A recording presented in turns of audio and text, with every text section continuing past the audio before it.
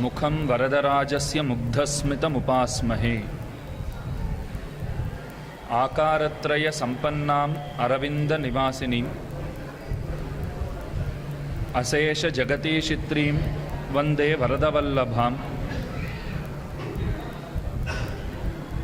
यो नित्यमच्युतपदाम्बुजयुग्मरुक्मव्यामोहतस्तदितराणि तृणाय मेने अस्मद्गुरोर्भगवतोऽस्य दयैकसिन्धोः रामानुजस्य चरणौ शरणं प्रपद्ये। अखिलात्मगुणावासमज्ञानतिमिरापहम् आश्रितानां सुशरणं वन्दे अनन्तार्यदेशिकम्। लोकाचार्याय गुरवे कृष्णपादस्य सूनवे संसारभोगिसन्दष्टजीवजीवातवे नमः। श्रीमते रम्यजामातृमुनीन्द्राय महात्मने श्रीरंगवासिने भूयात् नित्यश्रीः नित्यमंगलम्। अमुदनार अमुदम कमल तिरुवायुम अलगिलम सोदि सेर्वडिवुम अमुदमेन्नगयुम पुगरुडन तिगழும் துய்யதாம் முப்புரி நூலும் அமைவுடை குருவாய் அடியவர் கொளியாய் விளங்கும் அண்ணங்காரியர்தம் அமுதமென் மொழியும் குமுதமென் மலரை நயனமும் நெஞ்சகலாவே. லக்ஷ்மிநாதனுடைய இயற்கையான இன்னருளினாலே இந்த மாலை பொழுதிலே நாம் கூடும்படியான பாக்கியத்தினை பெற்றிருக்கிறோம். இந்த மனித பிறவி என்பது எம்பெருமானை இவ்வாத்மா அடைவதற்காகத்தான் கொடுக்கப்பட்டுள்ளது. பகவானுக்குத்தான் சுவாமி என்ன பெயர். ஸ்வம் என்னால் சொத்து, சுவாமி என்னால் சொத்தினை உடையவர். நாம் அனைவரும் இறைவனுடைய சொத்துக்கள்.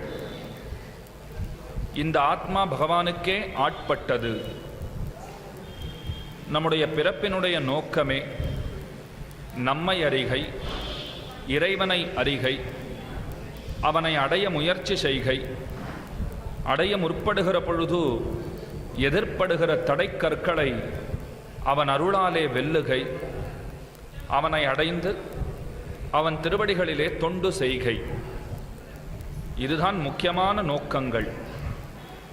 ஆனால் இது நமக்கு தானாகவே தெரிந்துவிடுமா என்னால் பகவத் அனுகிரகத்தாலும் ஆச்சாரிய அனுகிரகத்தாலும் தான் இந்த அர்த்தங்கள் நமக்கு விளங்கவே செய்யும். முக்கியமாக சொல்ல வேண்டும் என்னால் நம்மிலே பலருக்கு நாம் யார் என்றே தெரியாது. சுவாமி இப்படி கூட சொல்லலாமோ? நீங்கள் வேண்டுமானால் கேட்டு பாருங்கள். எங்கள் ஊர் பெயர் அனைத்தையும் நாங்கள் சொல்லுவோம். எங்களுக்கு நாங்கள் யார் என்று நன்கு தெரியும் என்று நீங்கள் பதில் சொல்லக்கூடும். யாரையாவது பார்த்து உங்களுக்கு உங்களையே தெரியாது என்னால் அவர் அடுத்த கணம் இதைத்தான் சொல்லுவர். எனக்கேன் என்னை தெரியாது?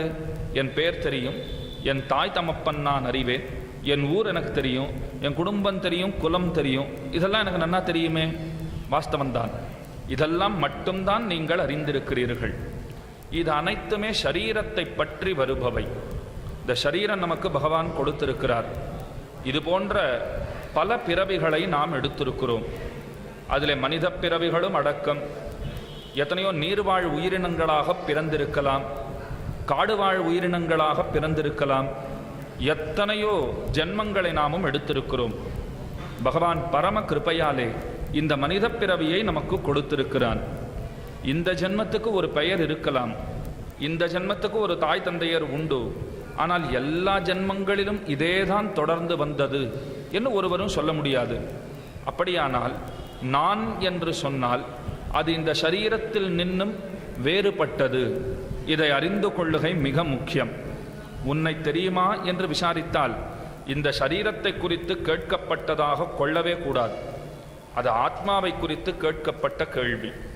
ஆத்மாவை தெரியுமா என்னால் பலருக்கு ஆத்மா என்னொரு பொருள் உண்டு, அதுவே தெரியாது. அவர்களுக்குத்தான் தேகாத்மாபிமானிகள் என்று வடமொழியிலே பெயர் சொல்லுவார்கள். அதுக்கு என்ன அர்த்தம் தெரியுமா? கண்ணுக்கு தெரிகிற இந்த சரீரம்தான் எல்லாம், கண்ணுக்கு தெரியாமல் எங்கோ இருக்கிற ஆத்மாவை நான் இசைய மாட்டேன். இப்படி பல பேர் சொல்லுகிறார்கள். சில பேருக்கு பிடிவாத குணம் ரொம்ப உண்டு. கண்ணுக்கு நேரே காட்டினால்தான் நம்புவோம், இல்லையென்றால் நம்ப மாட்டோம், இப்படி சொல்லுகிறவர்கள் உண்டே. ஏன் இன்னைக்கு நாத்திகர்கள் கூட பகவானை கண்ணாலே காட்டு, நாங்கள் நம்புகிறோம்.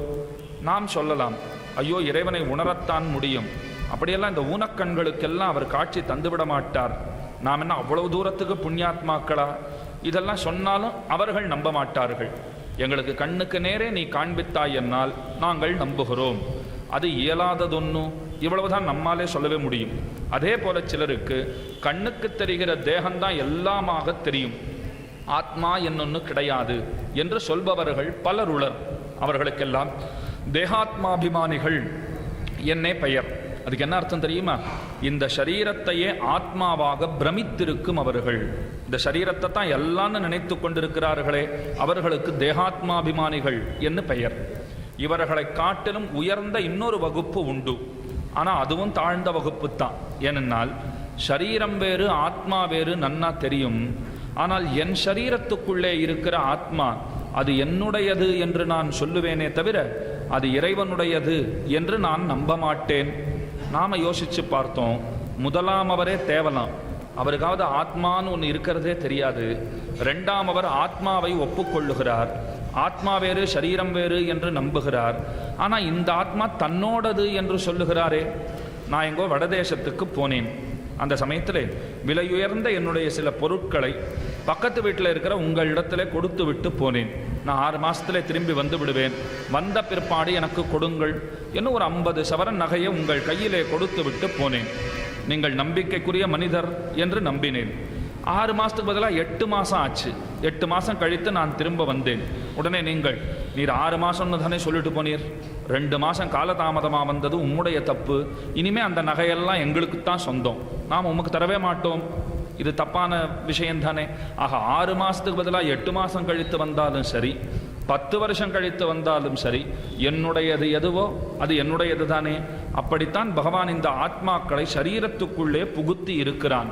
நாம் என்ன பண்ண வேண்டும் தெரியுமா? நித்தியமும் நினைக்க வேண்டியது, இந்த ஆத்மா என்னுடையதல்ல, இது பரமனுடையது. அடிக்கடி நமஹா நமஹான்னு சொல்லுகிறோம் பாருங்கள். கோயிலுக்கு போனோம்னா அர்ச்சகரிடத்திலே பிரார்த்திக்கிறோம். அவரிடத்துல என்ன சொல்லுகிறோம்? சுவாமி ஒரு அர்ச்சனை பண்ண வேண்டும். உடனே அவர் என்ன பண்ணுவார்? அது பெருமாள் சந்நிதியாக இருந்தால் கையிலே துளசி திருத்துழாய் வைத்திருப்பர், தாயார் சந்நிதியானா கையிலே குங்குமம் வைத்திருப்பர். பக்கத்தில் போய் அவர் ஏதோ முணுமுணுத்து கொண்டே அர்ச்சனை பண்ணுவதை நாமும் பார்க்கிறோம். அதில் ஒரு சொல் மட்டும் நமக்கு நன்னா காதிலே விழும். நமஹா நமஹா மகாலட்சுமியை நமஹா லோகசுந்தரியை நமஹா இன்னும் நமஹா நமஹான்னு சொல்லுவர். யாருக்காவது நமஹான்னா என்ன அர்த்தம் தெரியுமா? ரொம்ப அழகான அர்த்தம். மகா என்னால் என்னுடையது என்று பொருள், நமஹா என்னால் என்னுடையதல்ல என்பது அர்த்தம். எது என்னுடையது எது என்னுடையதல்ல, இது அடுத்த கேள்வி. இந்த ஆத்மா இருக்கிறதே, இது எத்தனையோ ஜென்மங்களாக நான் என்னுடையது என்று நினைத்திருக்கிறேன். ஆனால் இந்த ஆத்மா என்னுடையது கிடையாது, நாரணனுக்கு மட்டுமே சொந்தமானது, இறைவனுக்கு மட்டுமே சொந்தமானது, பரமாத்மாவுக்கு மட்டுமே சொந்தமானது. ஸ்வத்வம் ஆத்மனி சஞ்சாத்தம் சுவாமித்வம் பிரம்மணி ஸ்திதம் என்று சொல்லுவார்கள். ஆத்மா ஸ்வம் என்கிற சொல்லாலே குறிக்கப் பெறும். ஸ்வம்னா சொத்துன்னு கீழேயே பதில் சொன்னேன்.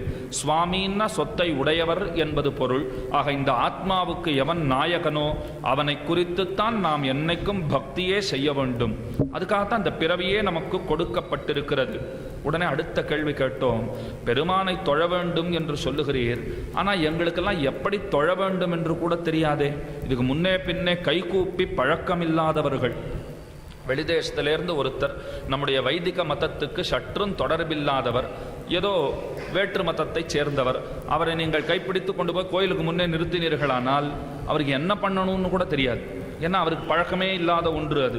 அவர் தேசத்திலே வழிபாட்டு முறை வேறு, அவர் தேசத்திலே வழிபாட்டு தலம் வேறு. அவரை திடுதிப்புன்னு பிடித்து கொண்டு வந்து தான் ஸ்ரீரங்கம் கோயில் பாரும்னா அவர் பார்ப்பார், அவ்வளவுதான் அவருக்கு தெரியும். கை கூப்பணும்னு கூட அவருக்கு ஞானம் இருக்காது, ஏன்னா அவருக்கு பழக்கமே இல்லை. அந்த மாதிரி தான் எத்தனையோ ஜென்மங்களாக பகவானை குறித்து கைகூப்பாமல் இருந்தது கூட தேவலாம். பகவானை குறித்து சண்டை போட்டு கொண்டிருந்தவர்கள் தான் நாம் எல்லாரும். சுவாமி எங்களை போய் இப்படி சொல்லுகிறீரே, எங்களுக்கு எவ்வளோ பக்தி தெரியுமா? காலையில் எழுந்தவுடனே தலைக்கு குளித்து விட்டு அவரவருடைய மத சின்னங்களை நெற்றியிலே அணிந்து கொண்டு பூஜை பண்ண உள்ளே போனேன்னா 4 மணி நேரம் வெளியிலே வரவே மாட்டேன். என்னை பார்த்து இப்படி சொல்லிட்டீரேன்னா இது போன ஜென்ம வரைக்கும் இருந்த கதை.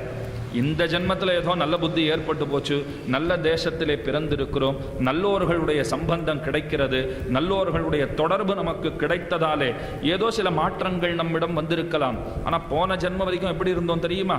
இந்த 2 கைகூப்ப கூட தயாரில்லாதவர்களாகத்தான் நாம் இருந்தோம். அறாது பார்த்து கைகூப்பு, பெருமாள் எழுந்தருளுகிறார், பகவான் வருகிறார், கைகூப்புன்னா இந்த 2 கையை நாம் என்ன பண்ணோம் தெரியுமா? இப்படி பின்னே கட்டி கொண்டோமாம்.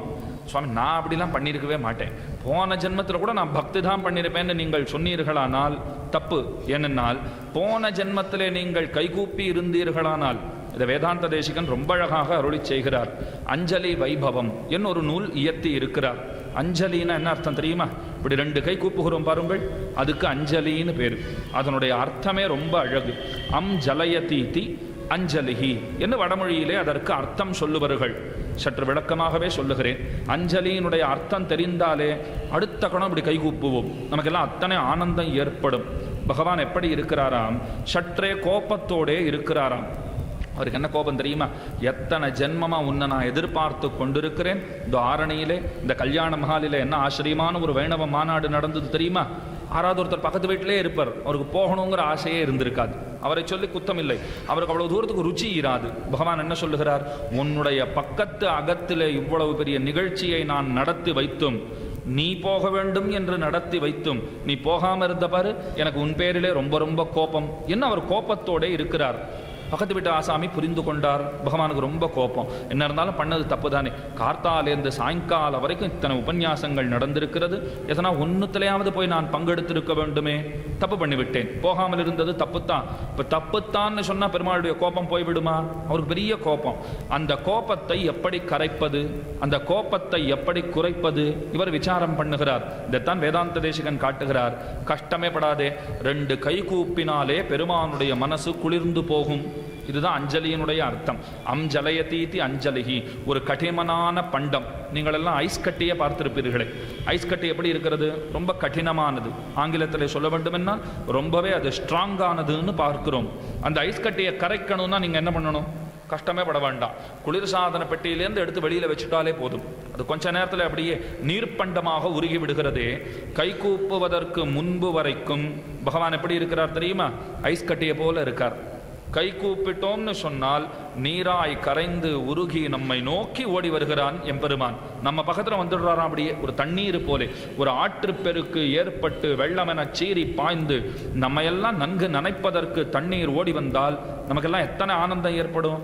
அந்த மாதிரி பெருமாள் வந்து விடுகிறார். எனவே தான் வேதாந்த தேசிகன் காட்டுகிறார், பகவான் உங்களிடத்திலே கோபப்பட்டு உங்களை நோக்கி அம்படிக்கிறேன், நான் அம்பெய்துகிறேன் அப்படின்னு வில்லு அம்புலாம் எடுத்துக்கொண்டார் என்னால் நீங்க கஷ்டமே பட வேண்டாம், சோகமே பட வேண்டாம்.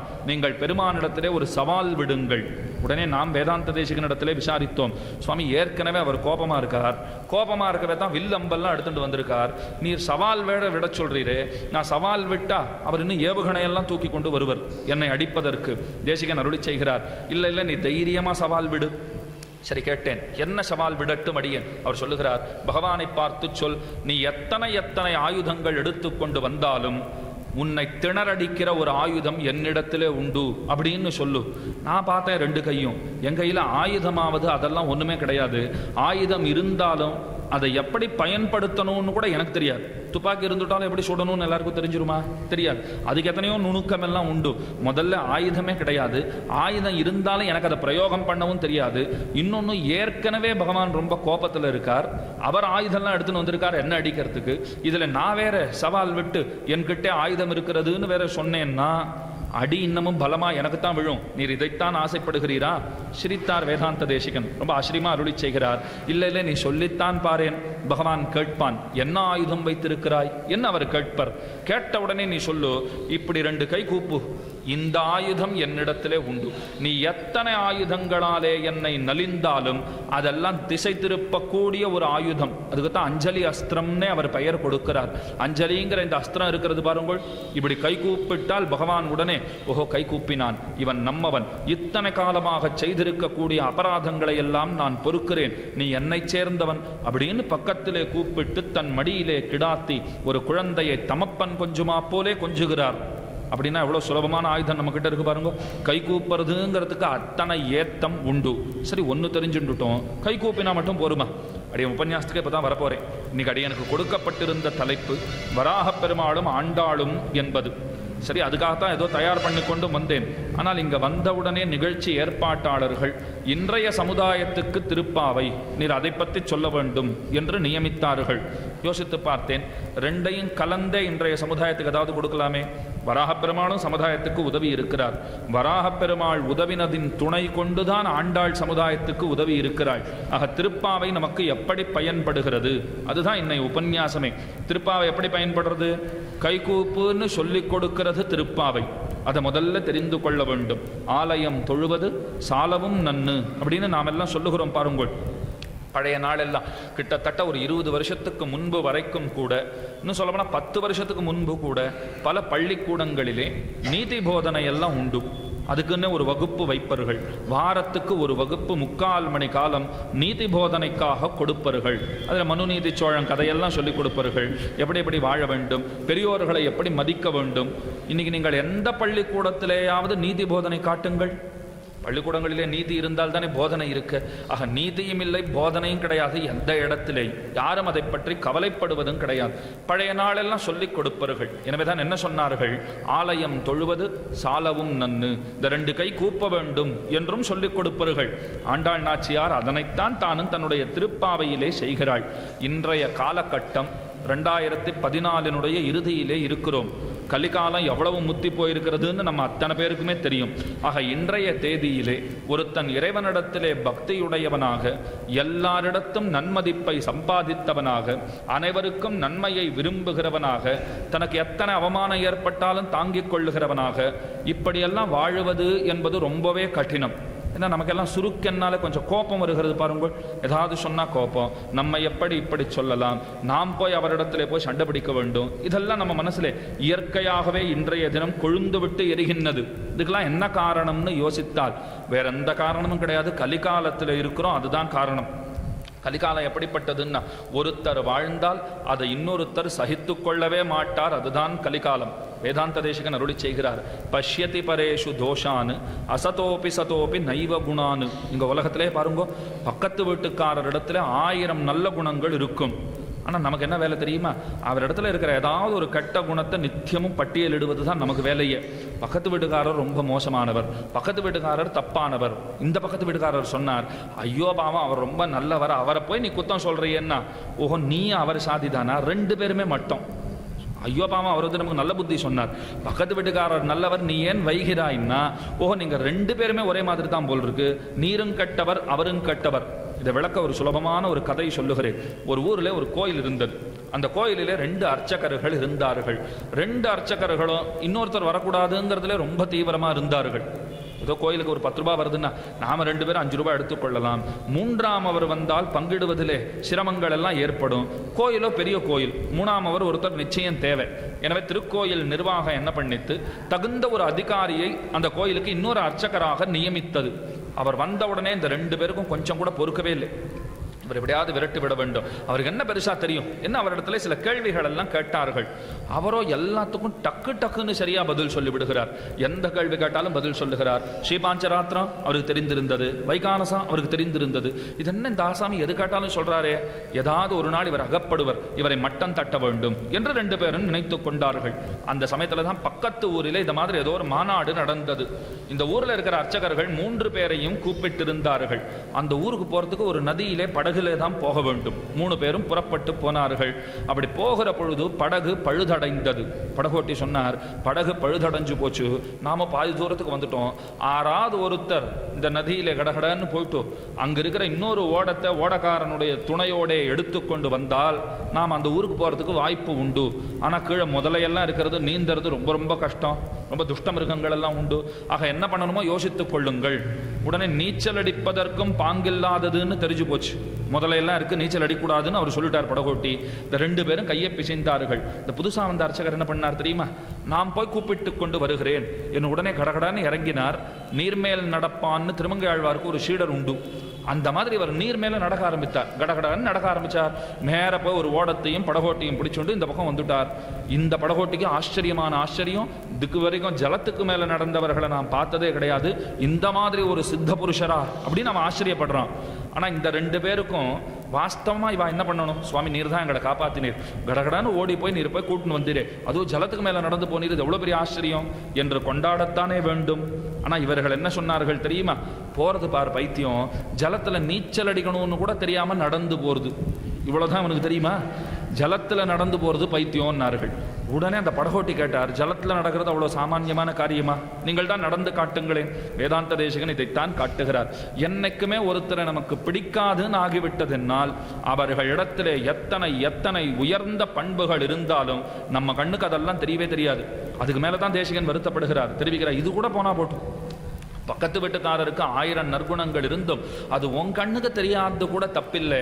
உன்கிட்ட 1000 கெட்ட குணங்கள் இருந்தும் இல்லாத ஒரு நல்லதை இருக்கிறதா நினைச்சுட்டு நீ தம்பம் அடிச்சுட்டு போறியே, இதுதான் கொஞ்சம் கூட நன்னா இல்லை. நீ பக்கத்து வீட்டுக்காரனை பத்தி உயர்வா பேசாதது கூட தப்பில்லை. ஆனா உன்னிடத்தே இல்லாத நற்குணத்தையும் இருப்பதாக நினைக்கிறாயே, இதெல்லாம் மோகத்தினுடைய காரியங்கள். ஆக நாம் எப்படி இருக்கிறோம்னு சொன்னால், ஒருத்தர் வாழ்ந்தால் 4 நாள் பட்டினி கிடக்கிறோம். ஆனால் இன்றைய சமுதாயத்துக்கு ஆண்டாள் தருகிற செய்தி என்ன தெரியுமா? கூடவே கூடாது, கூடியிருந்து குளிர்ந்திருக்க வேண்டும். 5 வயசு பெண்ணையா ஆண்டாள். ஆண்டாள் திருப்பா பாடினப்போ என்ன வயசு தெரியுமா? 5 வயசு. நமக்கு 50 வயசா இன்னும் திருப்பா 30 பாட்டும் சரியா தெரியாதவா எத்தனை பேர் உண்டு? 500 வருஷம் ஆனாலும் வராது, சில பேருக்கு அது விட்டுருங்கோ. 50 வயசானாலும் திருப்பாவ தெரியாதவர்களா நாமெல்லாம் இருக்கோம். 5 வயசுல ஆண்டாள் அரிய பெரிய சாத்திரங்களினுடைய அர்த்தங்களை எல்லாம் நமக்கு தானே கொடுத்தாள். கோதை பிறந்தவூர், கோவிந்தன் வாழுமூர், சோதி மணிமாடம் தோன்னுமூர், நீதியாய் நல்ல பத்தர் வாழுமூர், நான்மறைகள் ஓதுமூர், வில்லிபுத்தூர் வேதக்கோனூர், பாதகங்கள் தீர்க்கும் பரமனடி காட்டும், வேதம் அனைத்துக்கும் வித்தாகும். உங்களை எல்லாம் பார்த்து வேதம் தெரியுமான்னு கேட்டா ஏதோ பேர் கேள்விப்பட்டிருக்கோம், 4 வேதம் இதெல்லாம் தெரியுமே தவிர வேதத்தினுடைய நுணுக்கங்கள் எல்லாம் எங்களுக்கு தெரியாது சுவாமி. அடுத்த கேள்வி கேட்கிறேன், உங்களுக்கு எல்லாம் திருப்பாவை தெரியுமான்னா? தெரியும்னு கை கூப்பினீர்களானால் உங்களுக்கு வேதம் தெரியும் என்பதுதான் பொருள். சுவாமி நான் வேதமே வாசிக்கலையேனா? வேதத்துக்கு என்ன அர்த்தமோ அது அனைத்தும் திருப்பாவையிலே உண்டு. இன்னொன்னு, வேதத்திலே இருக்கிற அனைத்தும் திருப்பாவையிலே இருக்கும், திருப்பாவையில் இருக்கிற அனைத்தும் வேதத்தில் இருக்குமான்னா சந்தேகம்தான். அந்த அளவுக்கு திருப்பாவை சிறப்புமிக்க ஒரு நூலாகத்தான் கொண்டாடப்படுகிறது. ஒரு 5 வயசு குழந்தை பாடியிருக்கிறாள். பெரியாழ்வார் பெத்தெடுத்த பெண் பிள்ளையான ஆண்டாள். அந்த ஆண்டாள் நாச்சியார் சமுதாயத்துக்கு தருகிற ஒரு உயர்ந்த சிந்தனை என்ன தெரியுமா? தனித்து தனித்து யாரும் பெருமாளிடத்திலே போகவே செய்யாதீர்கள், கூட்டமாகத்தான் போக வேண்டும். பகவானுக்கு சந்தோஷமே கூட்டம் கூட்டமாக அடியார்கள் வந்தால் தான் சந்தோஷமாம். இன்னைய தினத்துக்கே ஒரு உதாரணம் சொல்லுகிறேன். திருமலை திருவேங்கடமுடையானை தரிசிக்க போனீர்கள். யாரோ ஒருத்தர் தெரிஞ்சவர் உங்களை கூப்பிட்டார், வந்து சேவிங்கோ, நான் அழைச்சிட்டு போறேன். ஒன்றும் நீங்க வரிசையெல்லாம் நிற்க வேண்டாம், 300 ரூபாய் டிக்கெட்டும் வேண்டாம், 50 ரூபாய் டிக்கெட்டும் வேண்டாம், இலவச சீட்டும் நீங்க வாங்கவே வேண்டாம், நேரம் உங்களுக்கு அழைத்து கொண்டு போவதற்கு நான் ஏற்பாடு செய்கிறேன் என்ன அந்த கோபுரவாசல்லேருந்து அழைத்து கொண்டு போறதுக்கு ஒருத்தர் சொல்லிட்டார். 1 மாசம் இருந்து சேவிங்கோன்னு சொன்னார். ஒருத்தர் போய் நின்னார். ஒன்றும் கூட்டத்திலலாம் நிற்கவே இல்லை. இன்னொருத்தர் கிடையவே கிடையாது. திருவேங்கடமுடையான், அர்ச்சகர், இவர் 3 பேர் தான். நன்னா சேவித்து கொண்டா கிட்டத்தட்ட 1/2 மணி 3/4 மணி நின்னார். அடுத்த நாள் போனார். 3ஆம் நாள் வரமாட்டேன்னு விட்டார். அது என்ன இந்த பெருமாள் இப்படி சேவிச்சா எனக்கு திருப்தியே இல்லை, எவ்வளோ கூட்டம் நிற்க வேண்டும், கோவிந்தா கோவிந்தா என்ன அத்தனை பேரும் சொல்ல வேண்டும், ஏடு கொண்டலவாடான்னு அத்தனை பேரும் அழைக்க வேண்டும், நான் அறிந்த தமிழிலே நான் கோவிந்தா என்ற பெருமானை ஆண்டாள் நாச்சியார் பாசுரத்தை சொல்லி கூப்பிட வேண்டும். அந்த மாதிரி கூட்டத்தோட போச்சே, அதோட நின்னா போருமா? ஜருகண்டி ஜருகண்டி சொல்ல 4 பேர் வேணும். நாம் ஏதோ கூட்டத்தோடு போனால் மட்டும் போகாது. போப்போ சேவிச்சா சொல்லியோ போப்போன்னு தள்ளுறதுக்கு 4 பேர் வேணும். அந்த தள்ளுகிற காலத்திலே கூட நாம் என்ன பண்ணணும், அந்த சமயத்திலாம் நாம் சில பல கிருத்திரிமங்கள் எல்லாம் பண்ண வேண்டும். கிருத்திரிமங்கள்னு சொன்னாலே சில பல தப்பான காரியங்கள் பண்ண வேண்டும். சுவாமி பெருமாள்கிட்ட போய் தப்பான காரியம் பண்ணலாமான்னா அங்கே பண்ணால் தப்பு கிடையாது. எந்த தப்பான காரியம் ஒரே இடத்துல நடக்கிற மாதிரி எல்லாம் பண்ணுவோம் பாருங்கள். கால் ஒரே இடத்துல தான் இருக்கும் ரெண்டும். ஏன்னா முன்னே போயிட்டோன்னு சொன்னால் சீக்கிரத்தில் பெருமாளுடைய சேவை கிடச்சி திரும்பிடுவோமே. ஐயோ கிருத்திரிமம் எல்லாம் பண்ணவே கூடாது. நாமெல்லாம் அப்படியே தான் போகணும்னா அந்த மாதிரிலாம் அங்கெல்லாம் நினைக்கவே கூடாது. ஏதோ ஒரு நொடி பொழுது பெருமான் தரிசனம் தந்தருளுகிறான். இன்னொன்னு அடியேன் சொல்லுகிறேன், இது வேண்டும் அது வேண்டும் என்று கேட்டு அந்த இடத்துல அந்த நேரத்தை, பொன்னான நேரத்தை வீணாக்காதீர்கள். உங்களுக்காகத்தான் பகவான் காத்திருக்கிறார். அவனுடைய அழகிலே கண் வையுங்கள், அவனுடைய திருக்கரத்தை நோக்குங்கள், திருவடியை காண்பித்து கொடுக்கிறான். ஒரே வழி பகவானுடைய திருவடி. இது மட்டும் மனசுல வைத்துக் கொள்ள வேண்டும். ஒரே இடத்துல இப்படி நடக்கிற மாதிரியே இப்படி பண்ணிக்கொள்ள வேண்டும். அப்படி போயிட்டு சேவிச்சுட்டு வரச்சே கூட திரும்பி பார்த்து கொண்டே அவனுடைய திருமுகத்தை பார்த்து கொண்டே படியாய் கிடந்து உன் பவளமாய் காண்பேனேன்னு திரும்ப வர வேண்டும். அப்படி வந்த உடனே இந்த அழைச்சிட்டு 3 நாளாக ஒருத்தர் ரொம்ப சுலபமாக சேவை பண்ணி வச்சாரு. அவர் கேட்டார், நான் உன்னை 1/2 மணி 3/4 மணி தானே சேவை பண்ணி வச்சேன், நீ ஏன் இந்த கூட்டத்தோட போயிட்டு வந்தேன்னா? திருமலைன்னா கூட்டம் இருந்தால் தான் அழகு, இப்படி போனால் தான் அழகு, இல்லைன்னா திருமலை ரசிக்கவே ரசிக்காது. இன்னைக்கும் திருமலை திருவேங்கடமுடையானுடைய தரிசனம் என்னால் இப்படி இருந்தால் தான் நமக்கு ரசிக்குமே தவிர ஏதோ போய் ஏகாந்தமாக சேவிக்கிறது 1 நாள் நன்னா இருக்கும், 2 நாள் நன்னா இருக்கும், அது எல்லா நாளும் நமக்கு இன்பம் தரவே தராது. அதைத்தான் ஆண்டாள் நாச்சியார் தெரிவிக்கிறார். நீ பகவானை அடைய வேண்டும் என்று ஆசைப்பட்டால் தனி ஒருவனாக பெருமானிடத்திலே போய் நிற்பதை காட்டிலும் பலரையும் அழைத்து கொண்டு போக வேண்டும். கூடியிருந்து குளிர்ந்தேலோர் எம்பாவாய். இன்னைக்கு தேவையே முக்கியமானது அதுதானே. எல்லாருமாக சேர்ந்திருக்க வேண்டும். கிட்டத்தட்ட பாரத தேசத்துக்கே சாபக்கேடு அதுதான். எல்லாம் அவ்வளோ சீக்கிரத்தில் நாம் எல்லாம் சேரவே மாட்டோம். அவர் வஸ்தி நான் வஸ்தி, அவர் மட்டும் இல்லை இவர் மட்டும், இப்படியே நம்முடைய காலமெல்லாம் போய்கொண்டே இருக்கும். இதை சொல்லவும் ஒரு சரித்திர கதையை ஒன்று சொல்லுகிறேன், நிஜமாக நடந்தது. வெளிதேசத்திலே இருந்து ஒருத்தர் வந்தார். நம்ம தேசத்தை எல்லாம் கைப்பற்றணுங்கிற திட்டத்தோட கிட்டத்தட்ட 700-800 வருஷங்களுக்கு முன்பு வந்தார். அப்படி வந்த பொழுது அவருடைய படையெல்லாம் ஒரு இடத்திலே தனித்து திரண்டிருந்தது. இந்த எதிராளி, அதாவது நம்ம தேசத்தை ஆண்ட நம்ம தேசத்து அரசர் ஒருத்தர் இருப்பாரே, அவருடைய படையெல்லாம் ஒரு இடத்துல இருந்தது. இந்த ராத்திரி வேளையில எல்லாரும் தீ மூட்டி அவரவர்களுக்கு வேண்டிய உணவெல்லாம் தயார் பண்ணினார்கள். இந்த வெளிதேசத்திலிருந்து வந்தவர் இருக்கிறாரே, அவருடைய படை அனைத்தும் ஒரே இடத்திலே திரண்டிருந்து அத்தனை பேருக்குமாக ஒரே இடத்திலேயே உணவு சமைத்து கொண்டிருந்தது. ஆனால் நம்ம தேசத்து அரசருடைய படையெல்லாம் என்ன பண்ணியிருந்தது தெரியுமா? ஒரு இடத்துல சின்ன சின்னதாக அடுப்பு மூட்டி பல பேரும் சமையல் செய்து கொண்டிருந்தார்கள். இந்த வெளிதேசத்து அரசர் அவருடைய தளபதியை அழைத்து கேட்டார், நாம கூட தான் இங்கே சமையல்லாம் பண்ணுகிறோம், அத்தனை பேருக்கும் சேர்த்துத்தானே சமைக்கிறோம், ஆனால் அங்கே என்ன தனித்தனியாக தீ மூட்டி என்னமோ பண்ணுகிறார்களே? உடனே அவர் பதில் சொன்னார், இல்லை அவர்களெல்லாம் ஒருத்தருக்கு ஒருத்தர் பேசிக்கொள்ளக்கூட மாட்டார்கள், ஒருத்தருக்கு ஒருத்தர் முகலாபமே கிடையாது, ஒருத்தருக்கு ஒருத்தர் ஒத்துமை கிடையாது, எனவே தான் சமையல் கூட தனித்தனியாக நடக்கிறது. உடனே அவர் என்ன சொன்னார் தெரியுமா? இந்த வெளிதேசத்து அரசர், இவர்களை வெல்லுவது மிக மிக சுலபம். ஒரு சாப்பாட்டு விஷயத்திலே கூட இவ்வளவு தூரத்துக்கு இவர்கள் இருக்கிறார்கள்னு சொன்னா, அதுக்குன்னு ஆச்சாரம்லாம் அவரவர்களுக்கு இருக்க வேண்டியதுதான். எல்லாரும் தொட்டோ எல்லாரும் பார்த்தோ அனைவரும் சாப்பிட்டு விட வேண்டும் என்று யாரும் சொல்ல முடியாது. இது பொதுவான ஆச்சாரம். பழைய காலத்திலலாம் யாரும் போய் அவ்வளவு சுலபத்திலே எந்த மதத்தவரும் எந்த வருணத்தவரும் உணவகங்களிலே எல்லாம் சாப்பிட்டு விட மாட்டார்கள். அப்படிலாம் இருந்த காலம்தான். இன்னைக்கு தான் யார் வேண்டுமானாலும் எங்க வேண்டுமானாலும் போய் விடுகிறார்கள். ஆனால் அதுக்குன்னு ஒத்துமையே கூடாதுன்னு யாரும் சொல்ல மாட்டோம். ஒருத்தருக்கு ஒருத்தர் வேண்டியவர்கள். நமக்கு யாருக்காவது ஏதேனும் ஒரு பாதிப்பு ஏற்பட்டதுன்னு சொன்னா அது அனைவருக்குமான பாதிப்பாகத்தானே கருத வேண்டும். இந்த எண்ணம் எல்லாம் நமக்கு இருக்க வேண்டும். இன்னைக்கு கிட்டத்தட்ட அது இல்லாமல் போனதுதான். நீங்கள் அரசியல் நிகழ்வெல்லாம் கூட பார்த்து கொள்ளலாம்.